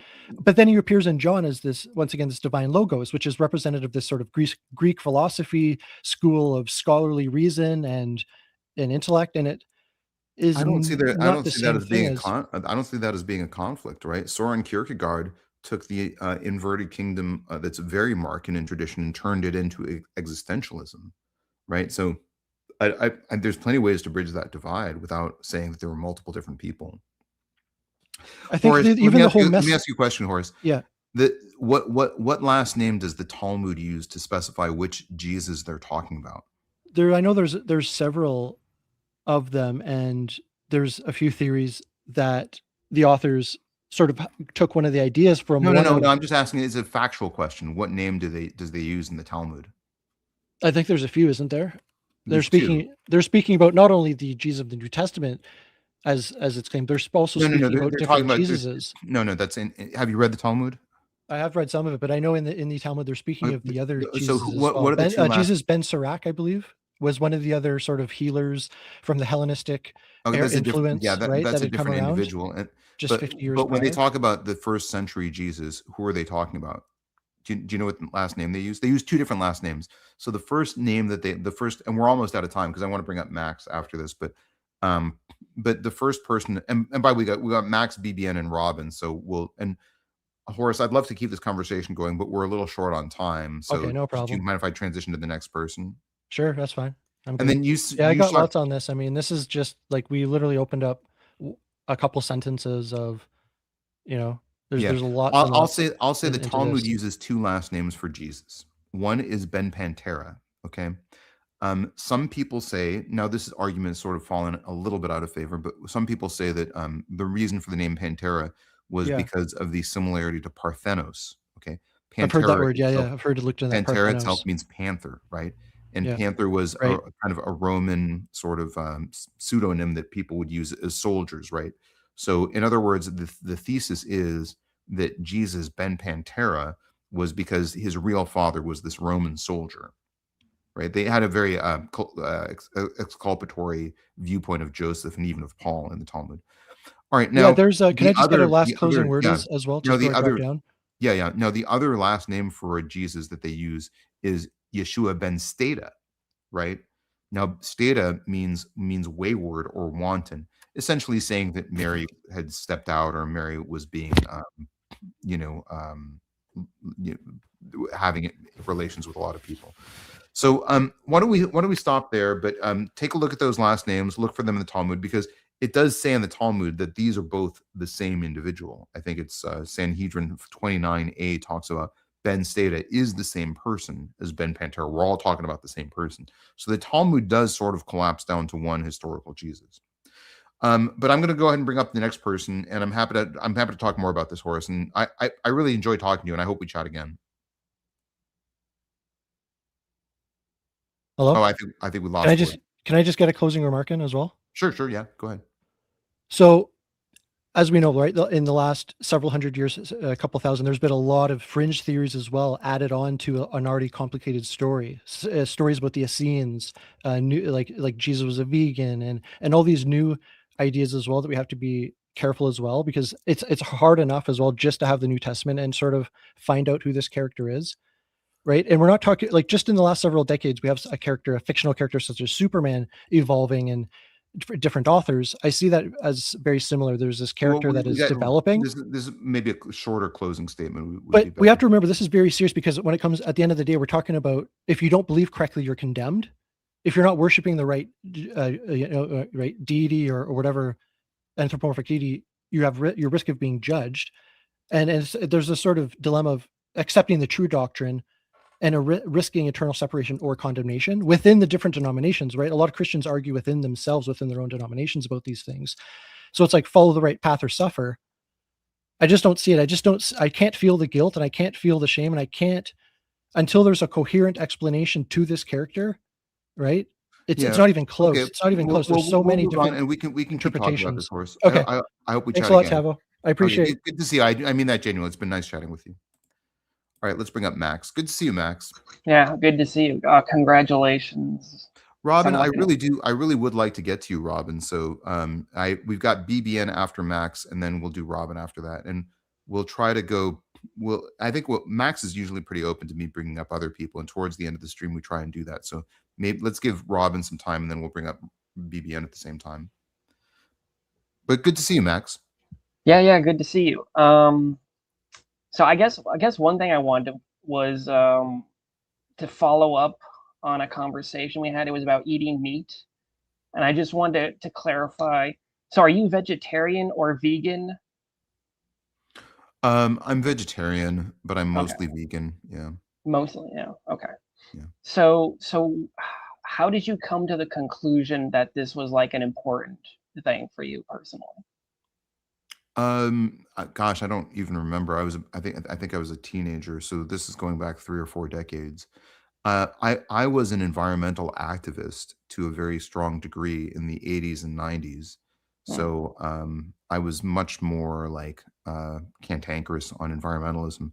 I still actually would love to bring that into the channel a little bit more, but that's the big thing that drives my decision. So this would predate you being Christian, then. Oh, by a lot, yeah. Yeah, because you also you talk about how great a moral teacher Jesus is, but he seems to be fine with people eating animals, from what I can read. Yeah. I mean, and that's a conflict, yeah. So it's a genuine, a little, it doesn't it doesn't disprove anything, but it's like a bit of a tension, you would say. Yeah, I mean, I look, I think animal husbandry at the turn of the millennium was very, very different than it is now. I think saying that people should not eat meat back then was probably, first of all, nutritionally not as strong an option. Second of all, the industrialization of agriculture and domestication of animals to the degree that they've been domesticated now, our foodstuffs, the animals that we use as food, is the treatment has really gotten exponentially worse. I think it's deplorable the things that we do to animals. Yeah. Mm-hmm. Okay. But like I said, and I've said this before, I don't think Jesus gives us moral legislation. Have you ever read the Kitab-i-Aqdas of Baha'i? No.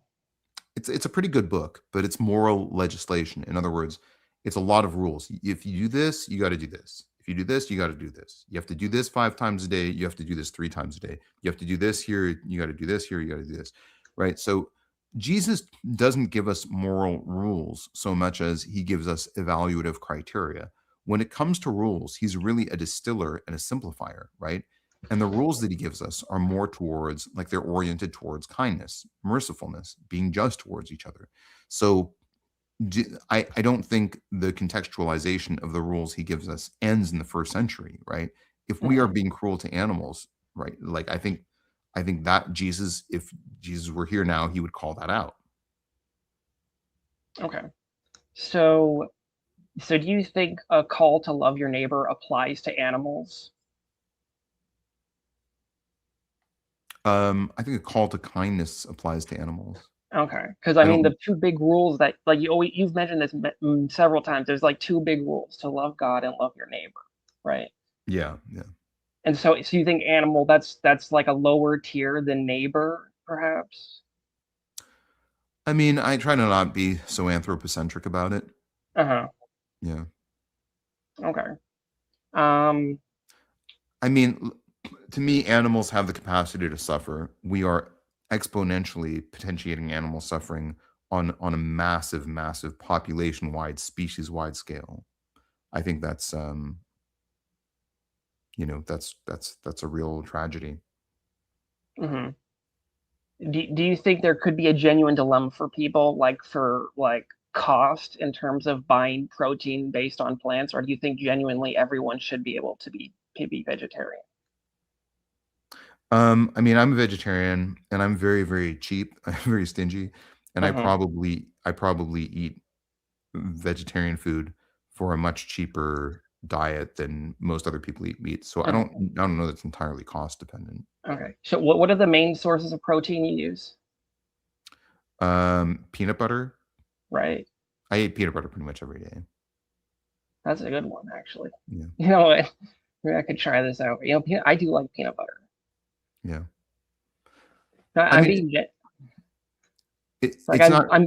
being genuine and trying to find out information because. Oh yeah, sure, yeah. Diet is important, but go on and say what you're gonna say. I mean, I take vitamins, and there's some animal products in the vitamins that I take, so I'm not as scrupulous as I could be. But to me, the animal byproducts that get infused into vitamins are things like cartilage, that you wouldn't independently kill the animal for the cartilage. It's just the byproduct that results that for other sources of animal stuff that they don't use. I mean, so in other words, I'm sort of making the case, not that I would make this case in any other context, but I'm sort of making the case that a hot dog is less immoral than a cheeseburger. Mm-hmm. Yeah, I think I've seen that logic. There were some Buddhist monks who could accept meat, but only if it was killed for some other reason and not just to feed them or something like that. Yeah. I mean, the Jain tradition, that lives a life that's so ascetic and really beautiful. I think it's a really beautiful thing. but like they literally will not kill any life, right? So if they're walking, they have this little brush that they use to like make sure there's no bugs that get caught up in front of them. Now, when that was written, that was before we sort of learned about microbes, right? So every time they take a step, something is dying. But Yeah. yeah. So that's a question: if microbes, like they presumably don't care about killing plants, so would microbes really be in a category with animals? I think they care about killing plants They too, do. right? Well, then they Oh eat. Well, yeah. they must eat something. But like, okay, I mean, I You're guess. not allowed to eat at any agriculture, right? Mm, You're not allowed to be in any agricultural field. Instead, what they do though, if you're a Jain monk, I think you're supposed to eat food that falls on the ground. okay. Hmm. Yeah, that must be tough. But okay, that's really like that's even more extreme than like vegetarian or Oh yeah, anything. by a lot. Yeah, Yeah. it's almost that's why Jainism is, in my opinion, one of the most beautiful theologies. But it's so hard to operationalize on a societal level. Yeah, I can You see know, how that would be difficult. and to me, that sort of complements like the fact that you can live your life to mitigate all the suffering that you caused to other people and to other organisms, right? And you can do that, but it's not super easy to do. And to me, it's just so much more eloquent to say, hey, we're never going to get there, but but we know that we're forgiven if we transgress all the high rules that we we put up for ourselves. Dr. Curt is correct in me saying Jains won't eat roots like beets or potatoes, but they will eat butter, eggs, and milk. Now, I disagree with, well, if you're a Jain monk, then you will not eat butter, eggs, or milk. So, but I may be misquoting that. I'm obviously not an expert on Jainism. I could relook that up. But my point is the monastic tradition would avoid all of those things. Hmm. Yeah. So I guess the difference is that milk doesn't kill anything. I guess you could get it from an animal. Yeah, although the way we treat our cows is pretty deplorable. Yeah. So would you have moral concerns about milk as well because of how the cows are treated? Yeah, but I mean, I drink milk sometimes. Hmm. It's more aspirational than being perfect, I guess, is how you're living. Um, Or like trying to do as well as you can, but like sometimes you have a bit of milk, you know. yeah, I would. I mean, that's a nice way to say it. I mean, that's kind of giving me more credit maybe than I deserve. But also, like I said, the roots of my vegetarianism was not so much ethical as it was environmental. At least back in the day when I started this, Um, but I had like a cheese quesadilla the other day because we were out in public with friends. Uh, that's another dilemma that some people have with their food concerns. If they break their rules when they're eating with other people. Well, I also know people who are like, "Oh, I only eat organic meat, and so I know where my meat is coming from, and so I'm doing this ethically." Mhm. Now, I think the problem is you could slap the label organic on a lot of different things. So I know people who eat meat who do it, and it seems to be okay. And I also know people who eat meat who just feel better because their meat says organic on it, even though that doesn't really mean anything. That's Oh, and thanks over your head Tampa for subbing. I think we are. Let me check actually right now. Wow, we're like 972 subscribers. So we're like what 28 away from 1,000. That's really great. How's your theological walk going, Max? Has anything changed recently, or you any Nah, transitions? nah, nothing's changed in that regard.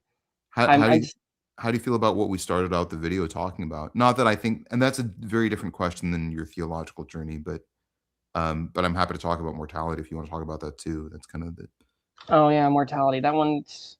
I mean, I'm gonna have to deal with it uh, in my work after I graduate, or even before if I'm unlucky, I might have to deal with it as a student. yeah. It comes too soon for it comes too soon for all of us, I guess. Yeah, because I've been doing. We have to be certified with the CPR, but I haven't done it on a real person yet. Just those little dummies to practice on. Yeah, it was. I mean, I've done CPR on a lot of humans, but it was hard yesterday because I was holding his head when he passed away.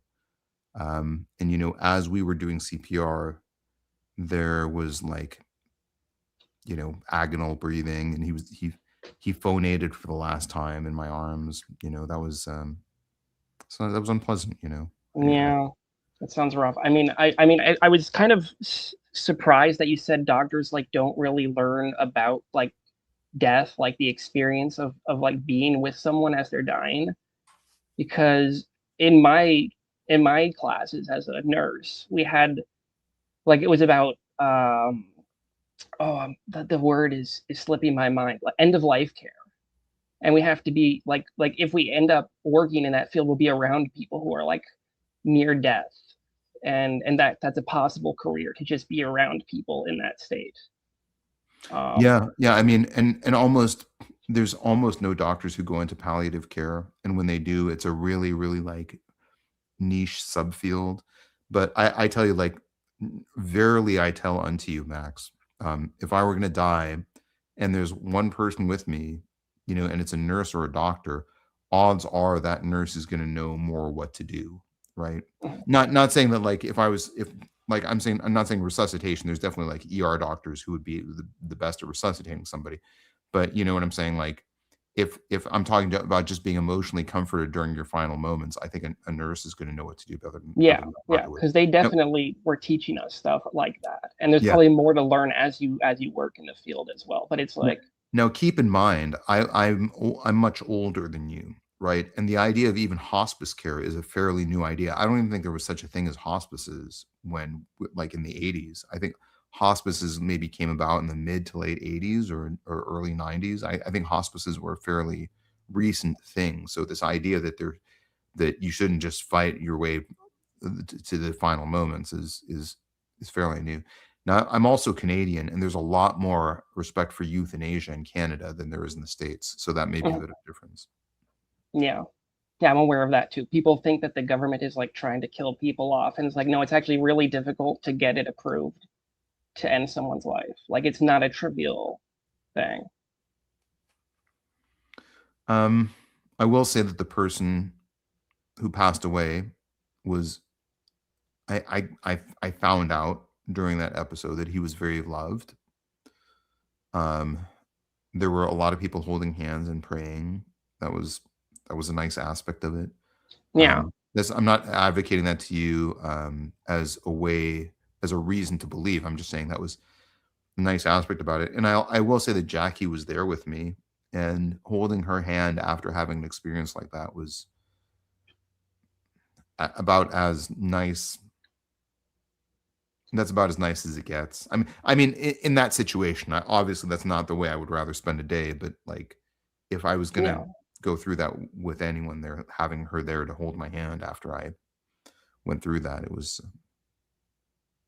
I mean, I understand the importance of religious beliefs. Like, we are taught to respect beliefs. If somebody, if praying is how somebody wants to end, like how they want to go, then that's great for them. That they need to be as happy as they can be. Yeah.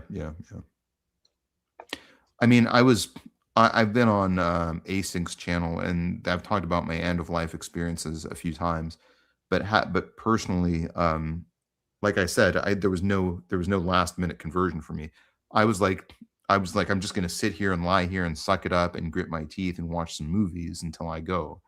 And that was, and once in a while I would, play a little music, but like mostly I was just sitting there watching movies and, and just kind of waiting for the end, and I just trying to distract myself. Yeah. I mean, that's not great. I mean, I'm glad you survived though. I guess so. I mean, it's kind of an interesting question, actually. Am I glad that I survived? It was definitely anticlimactic when I was told that I was not going to die. It wasn't a bummer. It didn't bum me out, but it did feel like I'd missed something. Yeah. I mean, it's a reminder to be grateful for the things that we have in life. BBN's waiting in the wings too, and I was talking with BBN last week, and as I suggested to BBN, I would suggest the same thing to you, Max. As I suggested, even if you don't believe in God, you can still be grateful for your creation, even if it's on a conditional basis. like say, look, if there was a creator who created me, I am grateful for having this existence. I guess I am grateful that my life didn't end then and there, but like I said to BBN, I would recommend that to you, Max, as well. Walk around outside, look at trees, look at bushes, like look at the sky, and appreciate the beauty in the universe that surrounds us. And if you have appreciation for that beauty, if you're grateful for the breaths you take, if you're grateful for the awareness that you have right now, then it's a good idea to express that gratitude, or to at least feel that gratitude, if only conditionally, And even if you don't feel it conditionally, even if that's too much, just you can still feel gratitude without having a named specific entity. Yeah, I mean, I appreciate, being alive. It's nice, I guess. Yeah, I guess. No one can say we relatively appreciate it, right? No one can say I'm glad that I'm alive right now, rather than the other thing. We don't know what the other thing is. So, yeah. Not existing. Yeah, what's it like to not exist? Nothing, Right. probably. I Yeah. would think. I mean, I didn't have a lot of conversation topics planned for today. I was just trying to get just a light conversation about the meals, and then you had to make it about mortality. I appreciate that. Are you single, or are you like pair bonded with someone? I'm single right now, but I have Have hope. you- I can see that you're much older than me, and it seems like things ended up working out. So there's still hope. I have very little hope. Statistically, the odds of me getting engaged at my age for the first time with my relational history is 1 or 2%, right? Mm. So the odds of me finding somebody was extremely low.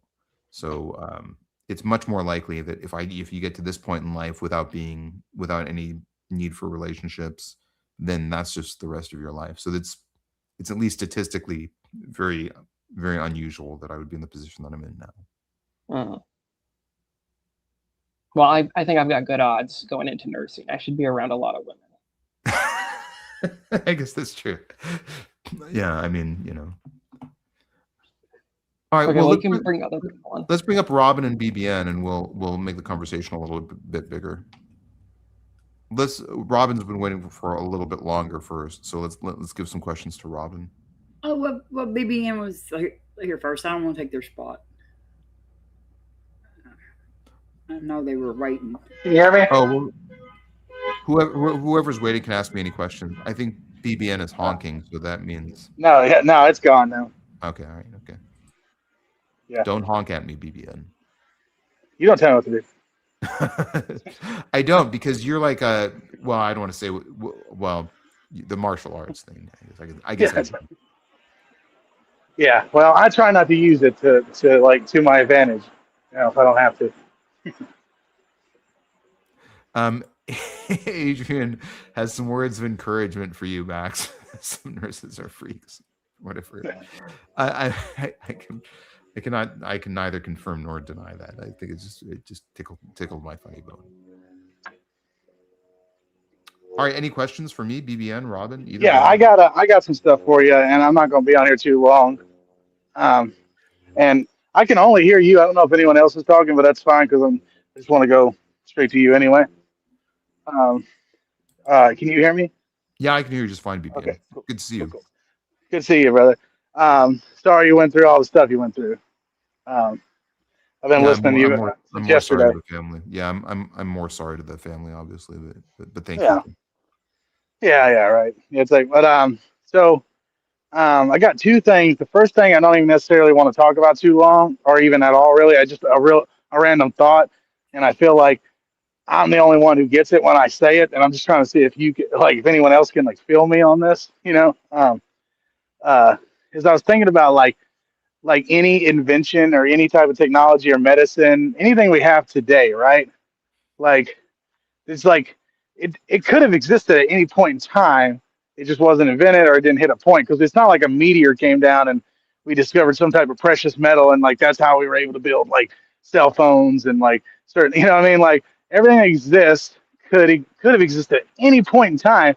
And if you have the know-how, you could be dropped at any point in time and make most of those things, at least that, it's just so trippy to me, and it makes me wonder like what the future holds for like the technologies and like of our future, or, like in the future. You know what I mean? Like I don't know. I feel like I'm not getting this thought out enough. So maybe you can help me like suss it out.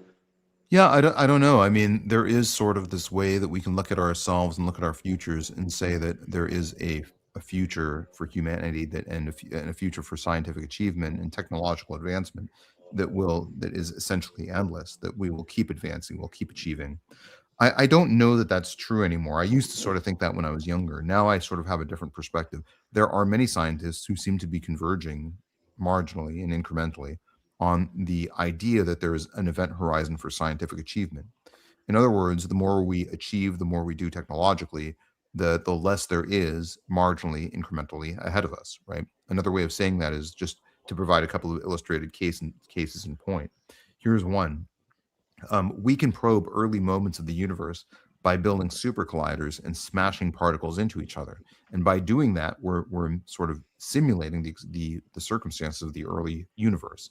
Now, to get earlier and earlier into the window of the early moments of the universe, we have to build bigger and bigger super colliders and marshal higher and higher amounts of energy, right? So to probe the Planck time, the Planck instant at the beginning of the universe, essentially it requires an energy source as big as the entire galaxy. That's something that we may never be able to do. There are many scientists who think light speed is and always will be out of reach. So we will never be able to travel faster than the speed of light. There are many scientists who are sort of converging on that idea. In order to break the speed of light, you need like exotic forms of matter that probably can never exist. It's just, so I don't know. I mean, and I also think the other thing I think about is if you dropped me on a deserted island with plentiful resources, what are the odds that I could be like, have sort of like a professor from Gilligan's Isle experience and just build stuff? Almost zero, right? Even though I'm highly facile in our current society, I'm essentially useless in like the state of nature, So I think like, imagine that we got hit by a coronal mass ejection from the sun and it wiped out every electronic resource, right? And let's say it even wiped out maybe like 5%, maybe even 1% of the world's smartest people. What are the odds that humanity could ever come back from that? I think there's a really good chance that we might never come back from that. There are parts of our technology that we have now that we may never recover if we got knocked out now. And there's a lot of evidence for that. Some people say that our technological advancement is built on the fact that we have plentiful energy and essentially plentiful oil. Now, plentiful oil doesn't really exist anymore, right? We're having to work harder and harder to find harder and harder to access points of oil, right? So there's a lot of reasons to think that technological advancement won't continue indefinitely all the way into the foreseeable future. It's sort of an interesting thing to think about, but it makes me sort of worried about the future of humanity. Yeah, for sure. I mean, maybe, I don't know. I know what you're saying, and that's definitely plausible. But it's like, I don't know. Just what trips me out is the thought of like, if I knew how, like, to make like something like let's say I could literally, because it's not impossible to know how to make like anything. Like if you could forge and you knew how to do stuff. Like it's just crazy to think if you could drop me off at a certain point in time that I could still make things that exist now.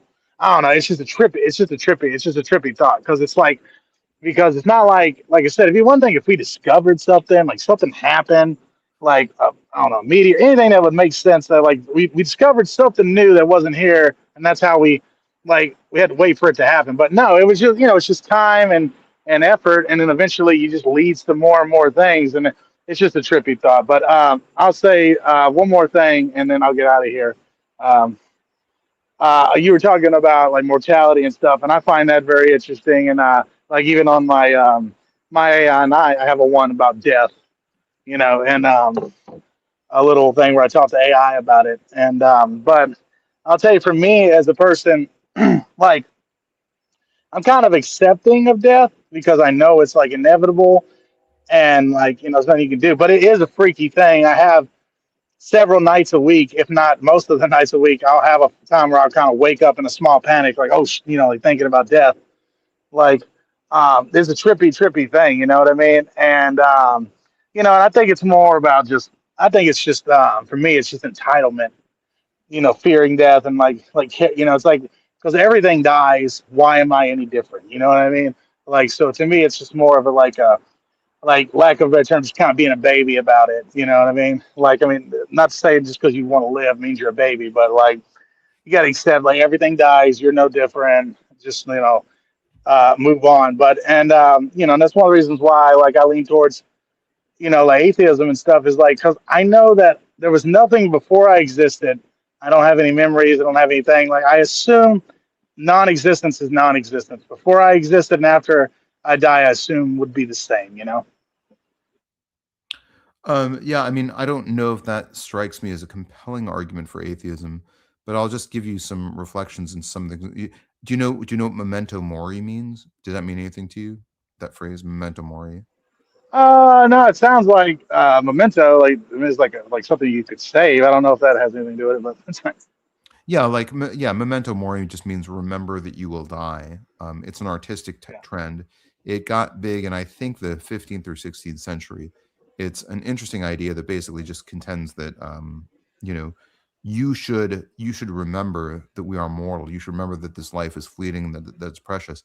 I do think there is a teaching of Jesus that is like that we should relish this life, that we should relish our existence, that we should enjoy it as much as we possibly can, that we shouldn't Dr. Curt, a movie starring Guy Pearce. That's Memento, but yeah. In the original artistic trend, what they would make would be triptychs, right? And triptychs would feature like 3 different panels, and each panel was very ornate and had a bunch of art, and it would ascendance, fall, and death and judgment, or like it was quite some of it was kind of gory, but anyways. But yeah, I mean, I think being cognizant, being aware of the ephemeral nature of our existence and our experiential existence is interesting. I generally tend to gravitate towards ideas theologically that have some sort of pre-existence. I think it's not impossible that we might pre-exist in some form. I don't know that really does anything, but yeah.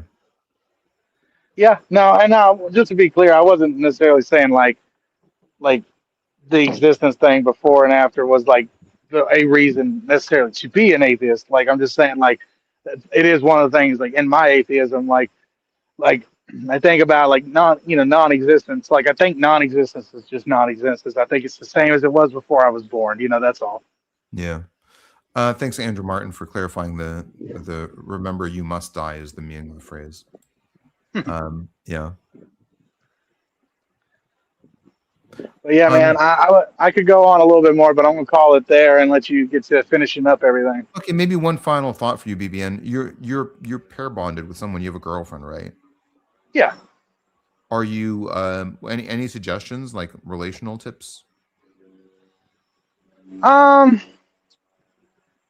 think obviously it all depends on like the individuals, but I always hear honesty is the best policy, and I think that's true to a certain extent.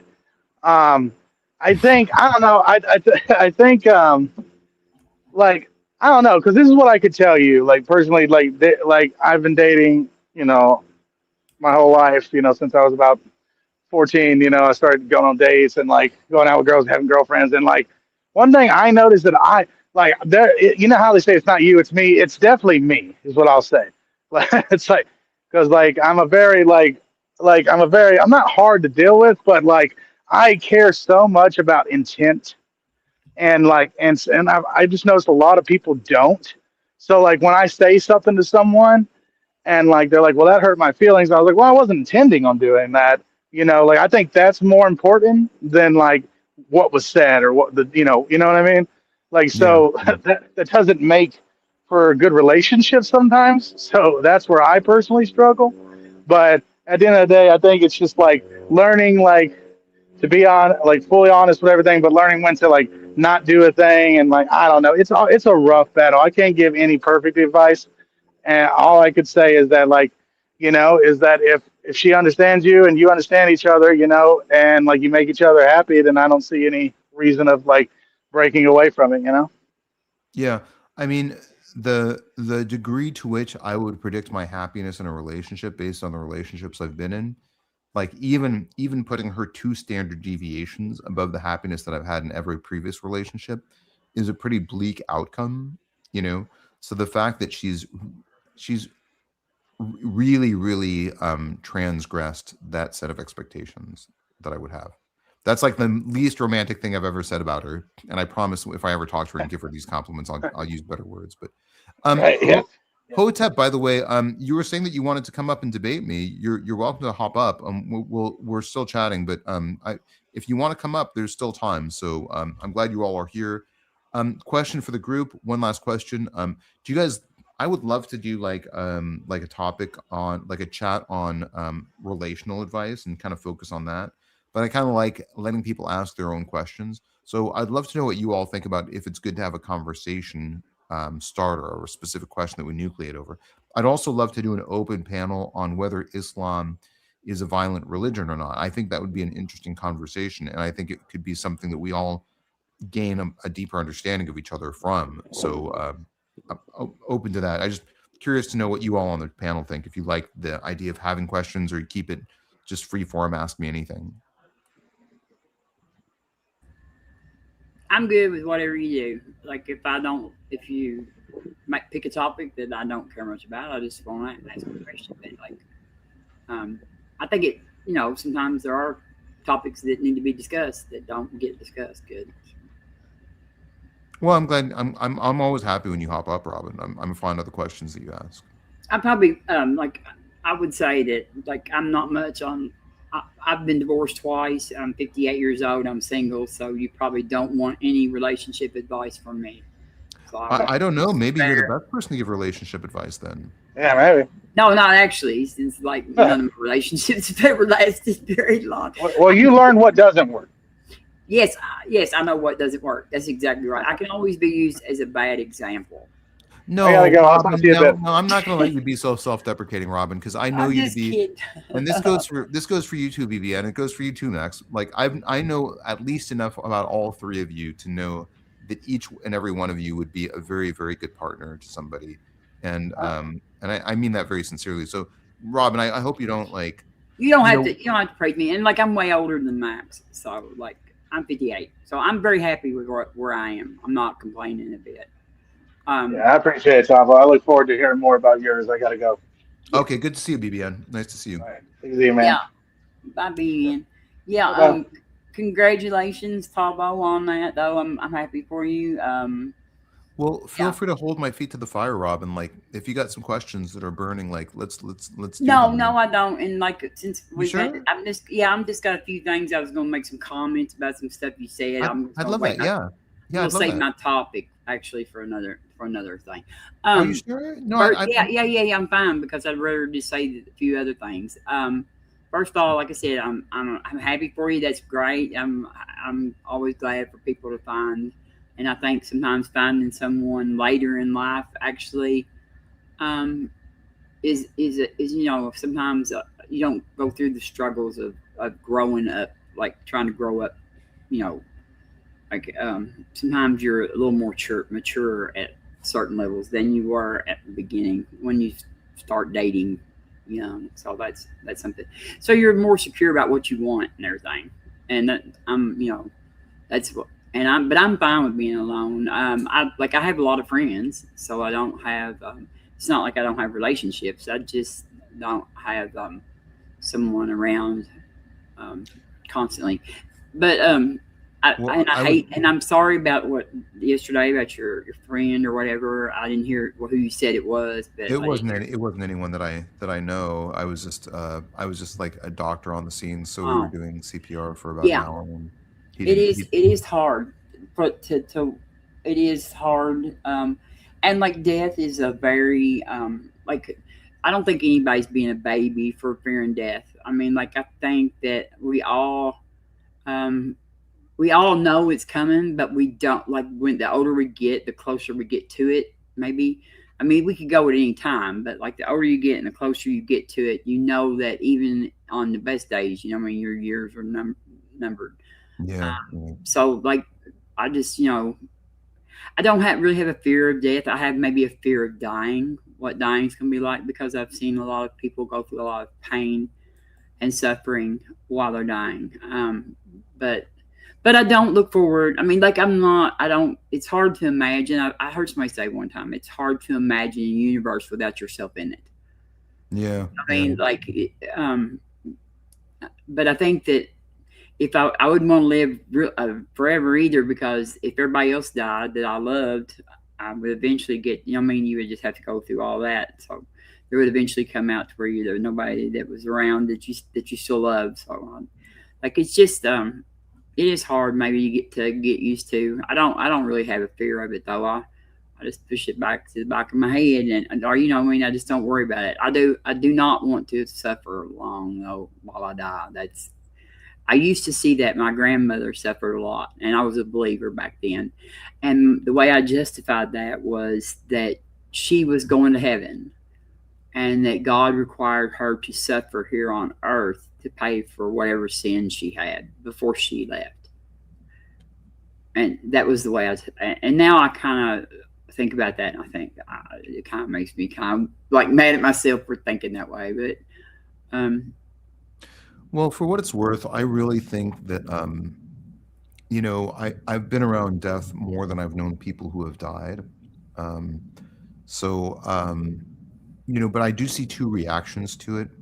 People really, like, you see people really horrified and really aghast and really desperate in their final moments, and that's genuinely hard to watch. Fear, yes, Yeah. yes, fear. And then you see other people who are just like, who are just very peaceful, and they're very at peace, and they're smiling and they're happy. And I've even had the chance to see some things that seem a lot like terminal lucidity, which is a very interesting phenomenon when it happens. And then just a quick homework though, Hotep Neferra, you're welcome to come up. I'm happy to talk about anything, so you can still ask me anything. We're kind of in the open panel portion of it, but you can hop up and ask me some questions, and you're on with very kind people. And the ethos is very much kind discussion, ask me things, and yeah. But yeah, I mean, I've seen both reactions. It's really horrific when you see somebody who definitely is not at peace with it. Yes, I think that, like, to me, like, if I believed in hell and I thought that I was going to hell, then that would cause me to have a great amount of fear of death. Whatever for me, I never believed in hell anyway. Even when I was a Christian, I never believed in hell. So I don't think that I'm going to be a fear. I think that that's a reason to fear it, though. I do. I think that, but. Well, whatever it's worth, Robin, like, I'm very, very confident that even if there is a hell, because I don't believe in hell as eternal conscious torment, but even if there is a hell, I feel very confident, Robin, that you will not be there. Well, thank you, but yeah, I mean that genuinely and sincerely. I don't think like, I don't even know who would ever deserve for infinite torture for a finite life, no matter what they did. Yeah, well, I don't like I said, I mean, having read the scriptures and the relevant resources neutrally, and the relevant passages thoroughly and in a neutral lens, I don't think that you can get eternal conscious torment out of that. I mean, you can, but I don't. Yeah. Yeah, I never did. I never did believe in hell. So, like, it was just something that I thought was just really, just a fear tactic. That I wrote down a few other things. I was going. Oh, he was talking about being grateful, showing like gratitude. Yes, I mean, like, I feel gratitude over being given a chance to live, especially with the circumstances that I was born into. I could have been born into a place in a world where I was starving for 3 days and then died, or,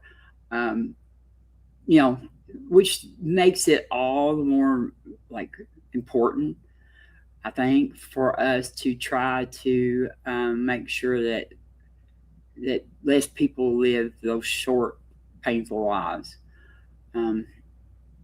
Because, like, existence is, I think it's a one-time thing, and I don't think we get another shot. So yeah, and I agree with what Adrian's saying. I think there is a pit. I think there is a Sheol.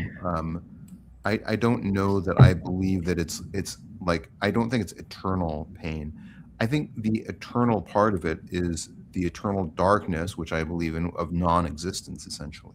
Well, but that's not is something like non-existence is non-experience. So, like Yeah, Adrian, exactly. I Like know that's what you believe, Adrian, but I don't believe it. Like I don't believe in the Bible, so that's like I don't like Yeah. I don't believe anybody knows what happens after we die because I don't believe that anybody has died and came back to actually share that with us. That Well, you know, there is actually, I don't know if you saw my video about this, but I did do a video on near-death experiences, and there is a statistically significant demonstrable trend after people have near-death experiences that when they are atheist or agnostic, they come back with a greater sense that there is a God. Now, well, because I think it's cultural though. Like I think a lot of that's cultural. I also have atheist friends who have had no near-death experience while they almost, when they were near death. They said nothing happened. Like so, like and they've had near-death experiences. But I mean, if you don't have an experience, but what I'm saying is that they actually almost died or did die on like a table and were resuscitated or whatever, and they didn't have an experience at all. Like they had nothing. It was nothing. It was just like there was like it was like when they come to and recognized it, it was like no time had went by. They didn't see or hear anything. I think that near-death experiences mostly can be explained through the brain chemistry that we know happens when your body. That's actually false. I'm not convinced at all about near-death experiences. I've looked into them. I think we need to parse out some of the phraseology that's being used. So there is a phenomenology of near-death experiences that is not explained simply by brain chemistry. Okay. I don't agree with that. Like I just don't. Well, let me say the evidence for that, right? The evidence is that there's no other situation that can simulate those experiences. And we can actually study groups who have had near-death experiences and study those groups in comparison with people who have had LTEs, which is life-threatening experiences, and other forms of loss of consciousness. Now, let me tell you, I don't have a dog in this fight. I think you're making a flaw. The first thing right there you're making is that there's no other thing that can do that. When I don't think that you've been able to rule out all of the possibilities. Everything. How about this? Everything that we've tried, every other physiologic state that we've looked at, every other pharmacological intervention produces a very different phenomenology. Like when the brain runs out of oxygen and certain like hormones go through the brain or whatever, there's the tunnel vision makes a lot of sense. Like with stuff, like I don't. No, and that's not. I can actually debunk that as a physician. So tunnel vision does happen. It happens in hypoxemic states. It probably happens because of blood flow issues to the occipital lobe. But that doesn't explain the rest of the phenomenology around near-death experiences. Well, I mean, like the cultural, like people see Jesus, okay, who believed in Jesus, but then like, and of course, the thing about it is Christianity is like better at keeping records about these near-death experiences, so we don't have near as much data to pull off of in other religions because they just don't document this to the level that we do. But there are people who have that near-death experiences who see totally different gods. Like they. Oh yeah, absolutely. The cultural God, the God of their culture, seems to be more prevalent on who they see. Yeah, that's true. But there are atheists as well who have near-death experiences who see God.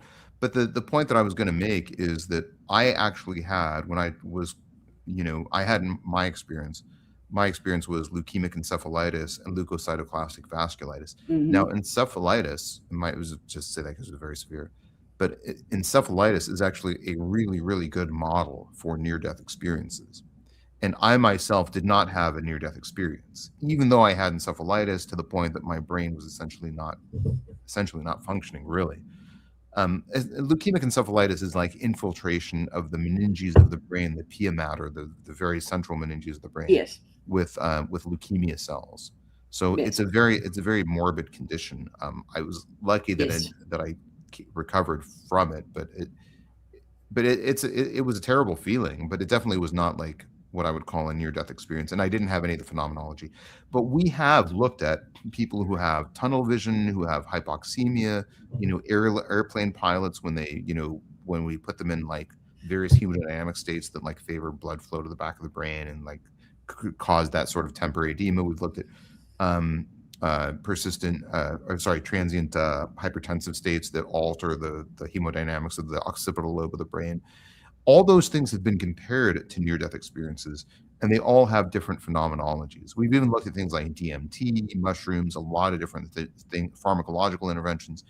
And moreover, we've studied virtually every physiologic case that gives a near-death experience. Now, in your favor, it is true that when you see a god, it is sometimes, but not always, a god that reflects your cultural milieu.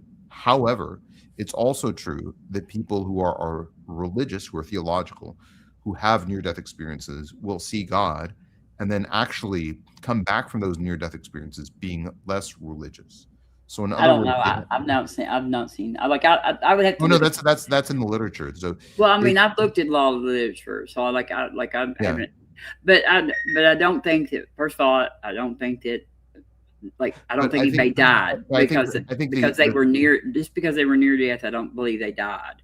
So that's reasonable too, yeah. And I think that seems like that science. Like, I think that like the modern medicine of today, because you are a physician and stuff, is what is way more important about what's going to save your life than any. But I don't try. I mean, I've looked into them quite a bit actually, because I used to actually believe in them.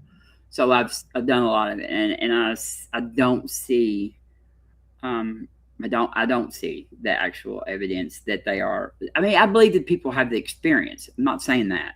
Yeah, I think they have the experience. I think that they probably see what they think they see. I just don't think that is an actual maps onto reality of what actually happened and caused them to see that. Does that make sense? Here's what I was going to say. A lot of the literature shows that people who are religious, who have near-death experiences, who have whatever engagement or experience with whatever higher power in their own subjective definition, they actually come back from those experiences being less dogmatically religious. In other words, they still believe in God, but they believe in God more broadly, and they think that individual religious liturgical practices, for example, are more of a man-made, or I should say, human-made construct. Does that make sense? I understand what you're saying now. Yeah, so that's okay. I think you would find that interesting because they come back believing in a higher power, but they are less religiously dogmatic than before the situation. I know I have like several friends that I'm friends with on they're atheists who have actually died on table and stuff, and none of them have ever claimed any kind of experience or anything. So, I don't have anything to pull off of. Like personal experiences are hard to. To me, the data that's published in the literature is better than sort of anecdotally what we've heard from people that we know. Yes. Yeah. Like a lot of we don't have any data that supports like people leaving their body and floating up around. Absolutely, that's absolutely been debunked, and they actually have done fairly rigorous studies on that point. Yes. To say because people report themselves floating. The best case report of that happening is still not very good. And when they did a big study trying to reproduce whether or not people can see things in the room after their near-death experiences, that has actually been thoroughly debunked. So this idea that you are astrally somehow outside of your own body during a near-death experience, that has been pretty thoroughly debunked in the literature. That's not part of the phenomenology of near-death experiences I'm referring to. But just because I know Max holds my feet to the fire when I cite data incorrectly, I should say that the data saying that people have a more overview perspective of theology, that was based on a small case series that had several flaws with its design. So I don't want to. It wasn't a case series, but it was a small retrospective study that had some flaws in its design. So. Well, like I said, I think it's important. I have gratitude for being alive. I don't really feel like that I like any place to share that other than with the rest of humanity. So like I think that if you feel gratitude for your life, you should try to make sure that other people have ability to have a good life too. That's that's what we owe humanity. Yeah. And I'm happy for you, Tavo. I'm so happy for you about the relationship. That's nice. Are you engaged? I am. We got engaged last Monday. I told Dr. Curt the story of the engagement and how there was a lot of subterfuge and a lot of sneakiness. Well, I got a message, like I got a notification on Facebook. Oh, that's right. We're Facebook friends now. Yeah, and Yeah, it said Tavo got engaged. So I was like, oh, nice. And I know this is probably going to raise some eyebrows, at least, but if I say this, but I will say that one of the things, without question, is I don't think I would be in a happy relationship in my life now, and probably ever, without the window of the love of Jesus being. It's a significant. In other words, Jesus as a hermeneutical key for love. Yeah, Professor Hizzle. Yeah, thank you very much for the shout out. Jesus as a hermeneutical key for understanding love is a really big part of our relationship, and I don't know that we would have a healthy relationship were it not for that hermeneutical key, if that makes sense. That may be so. I know lots of atheists who have lovely relationships. So like, oh, absolutely. Yeah, but for y'all that works. If both y'all have that faith, that's good. Well, it's really more of a hermeneutical key sort of a role, meaning that in all of my previous relationships, I'm kind of a self-negating, kind of self-negative type person. So in all of my prior relationships, I would often sabotage the situation in order to, and the relationship would come to an end a lot of times because I wasn't really being as nice as I should have been to the person. And frankly, to be honest, I'm probably not somebody who really deserves a lot of relational happiness anyways, which was fine with me. Like I was fine, like kind of just being alone, for like you said, Robin. But I think the thing with Jackie is she feels like love is such a beautiful gift beyond anything that humans would ever deserve, that any human understanding would ever merit. So her whole point is that that's why we have it, and that's the way we should treat it. We should treat it as something that, of course, we aren't deserving of. And I think that really unlocked my ability to be a little more content being on the receiving end of love. Well, I think we deserve it. I just don't think that we necessarily should see it as something like that we deserve, like we are like what do I want to say, like that we're entitled to. I think we deserve it. I think we deserve it. Like I think that unless you're just a real butthole, you deserve love. But like that doesn't mean I was a real butt. Yeah, that doesn't mean we're entitled. And maybe it was because you just hadn't met the right woman yet. So. Well, we're at 2 hours and 20 minutes, so we'll probably start winding down. But yeah, I'm gonna step down, let Horus and. Oh no, that's okay, Robin. Do you want any closing thoughts? Stuff you're working on? No, not right now. I'm not really working on that. And I just did the recent debate between. I've got some debates coming up, but I haven't even set the dates on them yet. Are you debating or are you moderating? No, I'm just moderating. The last debates, the only person I debated much was Stephen on Proverbs, guys. We have like 4 debates that we've did, but like we are kind of used to each other, so we're pretty good at debating each other. But well, Robin, I would love to do whatever on your channel. I think Objective Ethics said we should have a debate, and I don't even remember what the topic was, and I know we don't have a date yet. But if you ever want anything from me, or if you ever want me to like argue for the apologetically aligned perspective on any issues, I'm always happy to do that too. Yes, I do say I would like to say that I will say this in like November. I think it is the 12th, maybe. Painburn is doing an event with Justin and Blitz and Ian in New York City. And if there's anybody, any theist or anything that lives in New York City or can come to around New York City about that time, if you will get with me, I can get to where that you can have the debate with one of them guys and possibly get you a free ticket to the event and stuff. So. Oh, do you mind if I spread the word about that? And if you're so inclined, Robin, no pressure, but shoot me an email address so when I send that note to people that they know who to reach out to. Okay, yeah, I will. Yeah, it's like coming up, and it's gonna be a big event. They're gonna have one in San Francisco and LA too. But Nice. like I'm not gonna be, but I will be at the New York City one. So Well, Robin, and thank you also for inviting me to be your Facebook friend. yes, that's fun. Yeah, that's really sweet of you. All right, well, great. Well, and honestly, Robin, like, don't ever feel bad about like holding my feet to the fire. I really enjoy, out of everyone who visits the channel, I really enjoy our conversation. So I hope we talk more. Yeah, I'm sorry last night when you came up that like we didn't get a chance to talk. Like, Oh no, it's always Gretchen was like having one of her moments. Yeah, yeah, she was really going off on that one. Like it's just like, but Max, it was nice seeing you, and nice to see you too. And y'all have a good day. You too, Robin.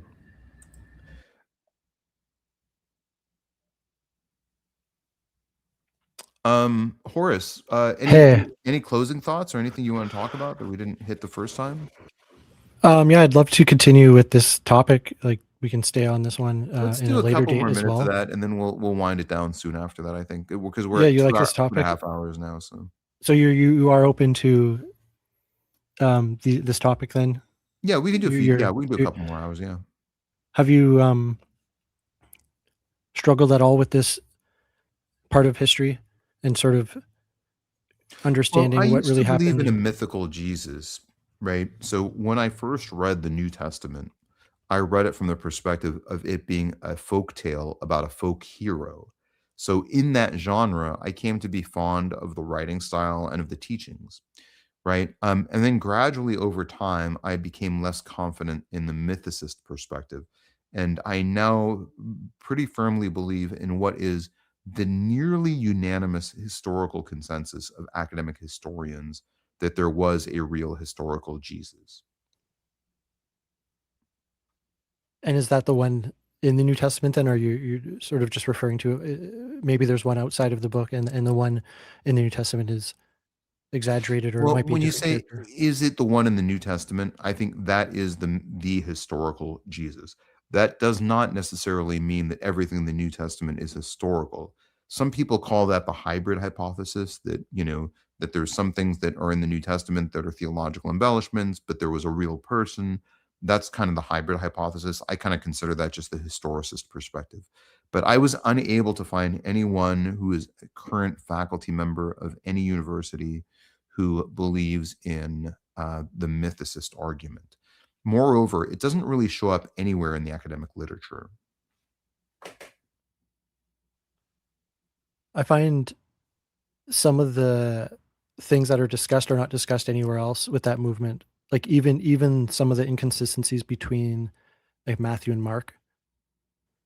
I've never heard anyone else that has studied the Bible for decades sort of acknowledge these things, even the greatest apologetics, such as like the exact number of topology that is happening in Matthew, the 32 times I believe it is that the writer is using the Old Testament and saying stuff like as it is fulfilled, and even I think one time he names the wrong book. He's taking from Zechariah, but he quotes from Jeremiah or something, just to show that there's inconsistency in their writings as well, right? But how does the mythical Jesus explain those inconsistencies better than just errors? Because the book is just different from the start to the end. Like it starts off. But that doesn't mean with Mark that a historical Jesus, that a mythical Jesus is a better explanation for those inconsistencies. Yeah, like if you're using the fallacy that like just because most scholars say something, I think there's a lot of... Well, it's not most scholars, it's every single professor in the United States and Canada and every single academic publication on the topic. Have you seen Caesar's Messiah? Have you heard about that then? Because in that documentary, there's biblical scholars that have been studying. There's a lot of documentaries. Decades. There's a lot of books about it. There's a lot of documentaries, and they sell a lot of copies. Yeah, but what this is a newer theory because of just the access to literature, and the only facts such as Like they only opened the My point is, it's not in the academic literature anywhere. Vatican Secret Archives, right? Which were Let me just give you an example. Richard Carrier has published how many papers in the academic literature? 3, right? None of his 3 papers that he has published, they're mostly while he was a grad student, by the way. None of the 3 things that he published, that's a really low academic output, by the way. Like that's less than my annual expected academic output for just myself every year, right? But none of the papers that Richard Carrier published in the academic literature, 0 of them are advocating for a historical Jesus.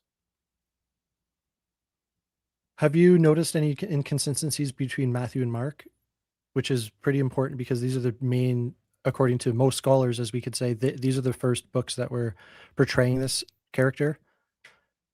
And the way that Jesus first shows up in the works of Paul, right? Right. Yeah, we could say that Paul's writings are sort of first written and circulated. But that's a difficulty. That's a difficult. Yeah. Almost everyone agrees that there is pre-Markan material. For instance, chapters 14 and 15, which is the Passion narrative, probably predates Mark, right? Then there's also like about a dozen different passages of the New Testament that are probably creedal or Aramaic or otherwise arise from pre-Pauline content. So content that arose before the era when Paul joined the movement. Yeah, and like as a lot of people are, I think, just on the planet starting to acknowledge, and I noticed this about 15 years ago, and I always wondered, like, why is there not more people sort of protesting this? This is something that is very, very important that's happening in the world. The Old Testament prophecies that are supposedly fulfilled by the Jesus character in the New Testament, it's simply not true. Like that's why the Jewish religion wait a second. You stays. Well, Judaism, like I was a Judaizer, you could say, for years as well after coming out of the New Testament, because I realized that the deity of the Old Testament. Wait a second, Horace. Just let's go back to what the first thing that you said is there's this conclusion that people around the world are waking up to. Yeah, so there's zero prophecies are fulfilled by Jesus in the New Testament. Even if the character did exist, let's just say everything is reliable and he simultaneously digests food and walks through walls, like in Luke. Right? He doesn't. There's 0 prophecies that are correctly fulfilled. There's a question from Dr. Traster. There's a question from Dr. Traster in the chat. 1 Corinthians 15 usually dates to the 30s. Yeah, that's correct. It does date to the 30s. It's considered to be pre-Pauline. People on all sides of the spectrum think that the 1 Corinthians Creed is pre-Pauline at the very least, probably within 2 years. Some people say shorter than that. There's a few people who say it's between 3 and 5 years, but at least within a few years and probably within the 30s. Yeah, like there are 0 messianic prophecies, as I call them. And I know this because I used to preach at people. This was like I grew up around thousands of people that were Messianic Jews and Messianic Christians, which is a big thing in Canada where I live. When I realized that there are 0 prophecies fulfilled by the Jesus of the New Testament, it was an absolute heartbreak for me. And I consider myself a scholar and serious enough to look at this very carefully. We can go through every single prophecy that is mentioned in Matthew, just the book of Matthew alone. And it absolutely shows that the author of this book, if you want, we can, is either purposely lying or they're just being ignorant to a sort of trend and a sort of movement that is happening in the early Christianity movement. Okay, but Horace, here's the problem with what you're saying. Yeah. At least half of the people who address prophecy fulfillment believe that Jesus did fulfill prophecies, right? Half the people believe that Jesus did not fulfill prophecies. That suggests that either half of those people are just flatly wrong or dumb, or that it's a criteria that doesn't work very well. Right? Well, there's 9 types. Let me finish my point. It is an important one. Now, there are at least 3 individuals that I know of who are proclaimed to meet messianic prophetic fulfillment criteria by the best rabbis of their time, right? Rabbi Akiva was probably the greatest rabbi of the 2nd century, right? And he believed that Simon Bar Kokhba was the prophetic fulfillment of the Messiah. Now that obviously didn't pan out, right? And no one argues about whether Simon Bar Kokhba did prophetic fulfillment. Everyone agrees he did not, right? Menachem Schneerson was somebody in the early 2000s who the Chabad Lubavitch, those are better rabbis than they know more about rabbinical, prophetic, Old Testament prediction traditions way more than you or I.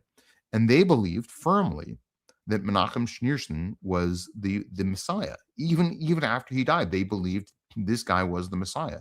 And he clearly did none of the stuff that people say that Jesus didn't do, right? He was clearly a very bad, from my standpoint, neutrally reading the relevant resources, he was a bad candidate, right? And there, Sabbatai Zevi, there are many, many other examples. Now that proves that these criteria don't work well as a criteria for inclusion or as an exclusion criteria.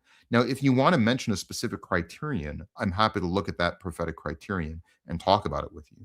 Well, that's one of the, like I was saying, there's different Jesuses. Let's just say the Jesus of the Old Testament that is supposed to be in Genesis and all throughout the books is not in the New Testament. It's a totally different character, right? Even the Jesus of the New Testament himself, he tries to quote from all the books, or the authors use every book. They don't use they don't use Genesis or Ezekiel, though. Horace, we're jumping into a very different conversation. You so said we could go through every prophecy here. Yeah, let's go through a criterion. Let's address them one by one. So either they're not prophecies, right? As you've probably heard that before. Like Psalms are not prophecies; they're simply hymns or incantations. Horace, you're saying Jesus, you're making a claim here. You're saying Jesus did not fulfill any prophecies. That's your claim. Correct. In your own Yeah, words. the Jesus of the New Testament. Give me an example of a criterion that is a prophetic fulfillment that Jesus did not fulfill. Okay, so the main one that is holding up Christendom, for example, the most popular one is about the virgin. So in Isaiah, he's talking about a young woman, because the word Alma is different than Bethula. Okay. And anyone that give is, me the verse. Let's just be. And I just want to clarify now: ignorance is not a bad thing. There's 9 types of ignorance, but people that do not know certain languages, and Hebrew and Greek and ancient languages, are going to simply. And that's not a bad thing necessarily. I'm not saying it's a terrible, immoral thing. It's just that they're going to lack a scholarly insight into stuff like this when they're reading the Bible, when they see that there's 2 words that are used for the word to explain the concept of young women, and then there's a concept of virgins that have never had intercourse, as we know. But in the Greek and in the New Testament, they take this story and they rewrite the story and fabricate the concept that's happening. And in the context of Isaiah, it's just simply now wait different a second, context, right? Because I asked you a very specific question, and we're Yeah, not getting it's about to it. so And it's that's about okay. Ahaz. So Ahaz has an actual real son, and his name. Right? Let me just, because we're past 2.5 hours, so we'll probably wrap up things at this point. But let me just give you one important point about the virgin birth. Okay, I think this is actually one of the most well attested statements, right, in all of the New Testament. Now, it comes from Paul, right? Paul says Jesus was born under the law and born of a woman.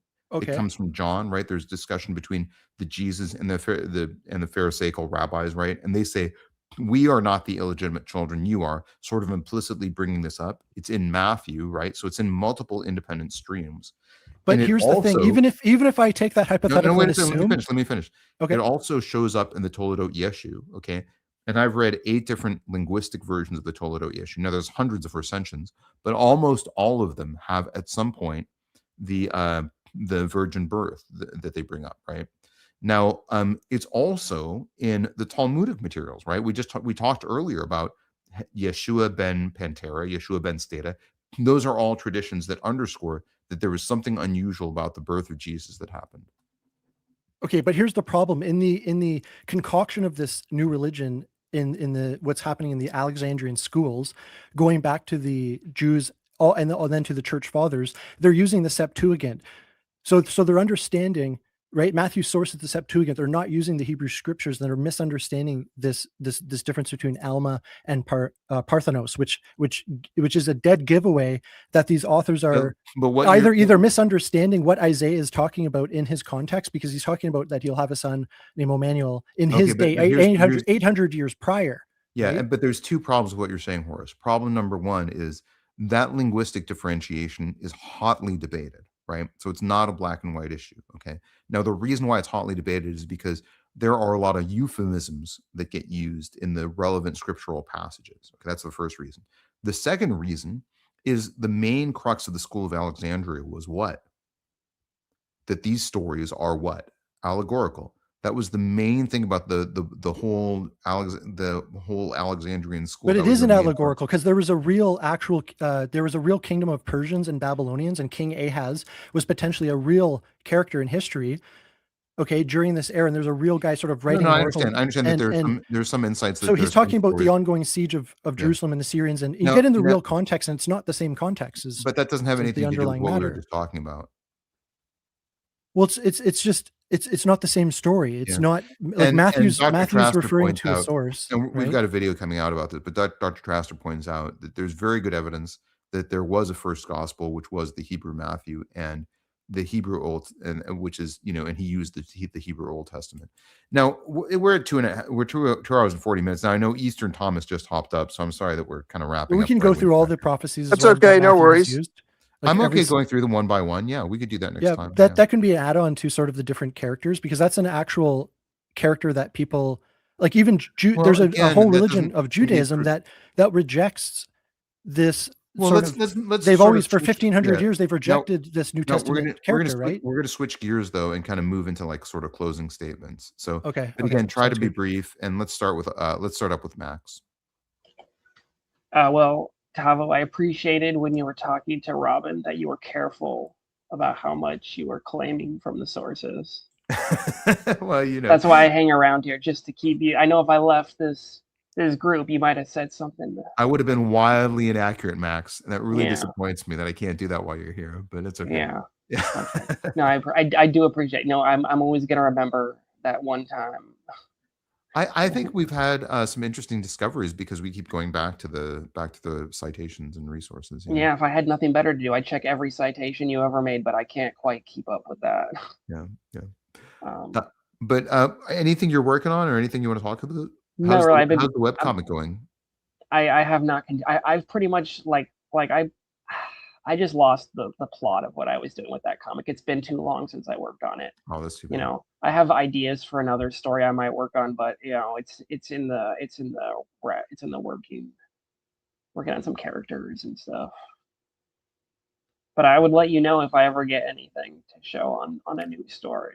Sebastian, I hope you hop up. We'll probably wrap up pretty soon, but if you ever want to talk about this, like, I'm happy to chat with you. I'm here every Monday, so if you want to hop up any I'm Monday 5 p.m. Pacific Standard Time, anytime. Eastern Thomas is on the channel right now too, and has a really great channel. So Appreciate that. Thank you. yeah, all right. Well, let's go to your closing statement, Horus, and again, just be sort of mindful of the time. But Yeah, I'm willing to, dive deep. I do this a lot. I've been doing this for like almost 20 years. Again, I was for a couple of years, I was very, very serious about this book and the red letters. And yeah, it's just a process of staying open-minded and continuing to, that's kind of the world, just gaining knowledge. But yeah, we can go through every single prophecy there in Matthew. It's kind of an interesting study for sure. Just realizing that, like, once you see it, you can't go back. You can't force it into the text. Like once you see it, it's quite an awakening process for sure. I'll let you go then. yeah, Eastern We'll Thomas, continue on that. yeah, we'll talk again, Horus. Okay, Eastern thanks. Thomas, Thanks, Tavo. any closing thoughts? Not really. I just thought I'd pop in, so I guess I'll just say hi. Good to see you. We're up to like 900. It's been an eventful week. If you haven't seen the rest of the panel discussion, it's been really interesting. So Oh, interesting. Yeah, I heard part of the Isaiah prophecy debate, and that was interesting. yeah. You probably know more about all that stuff than I do. So maybe if Horus hops up again, I'll try to ping you and get you looped into the discussion sooner. Sure. Yeah. All right. You're working on?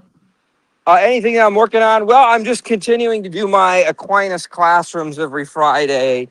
I won't have a new one this week because I'm in the process of moving somewhere right now. But I do have a pre-recorded video that I'm going to be doing on the bodily assumption of Mary. So that'll be coming up Friday. Cool. That sounds really interesting. Yep. I guess everybody else left, so that's just me. But we got 23 people watching still. So check out Eastern Thomas' channel. If anyone wants you to, thanks, Kefa. Kefa, do you want to like put up a link to Eastern Thomas' channel, and I'll just have it on the screen as I kind of talk everybody out. And thanks, Macintosh Pro, for encouraging people to like and subscribe. Anyone can like put up the link if you want to, any of the mods, and I'll highlight it. we are at 976 subscribers, so we'll probably get to 1,000 pretty soon here. So I really appreciate Congratulations. yeah, I'm kind of surprised. Yeah. I'm not just kind of, I'm very surprised. But yeah, I mean, keep chatting, and we'll keep having conversations, and Definitely. yeah, and Eastern Thomist has a really fantastic channel. If you're interested in Thomism, which you really should be, it's really wonderful. All right, well, with that, I'm going to go ahead and close the stream, but it's been really nice chatting with all of you. I'm really glad that you all have been here. I've had a really nice time chatting with each and every one of you. And you've turned this from a very challenging kind of couple of days for me into a very healing experience. So I'm really grateful for all the panelists, for all the people who've been chatting the conversation. I'm grateful to all of you. And I hope that you all have a really wonderful evening. Talk to you soon.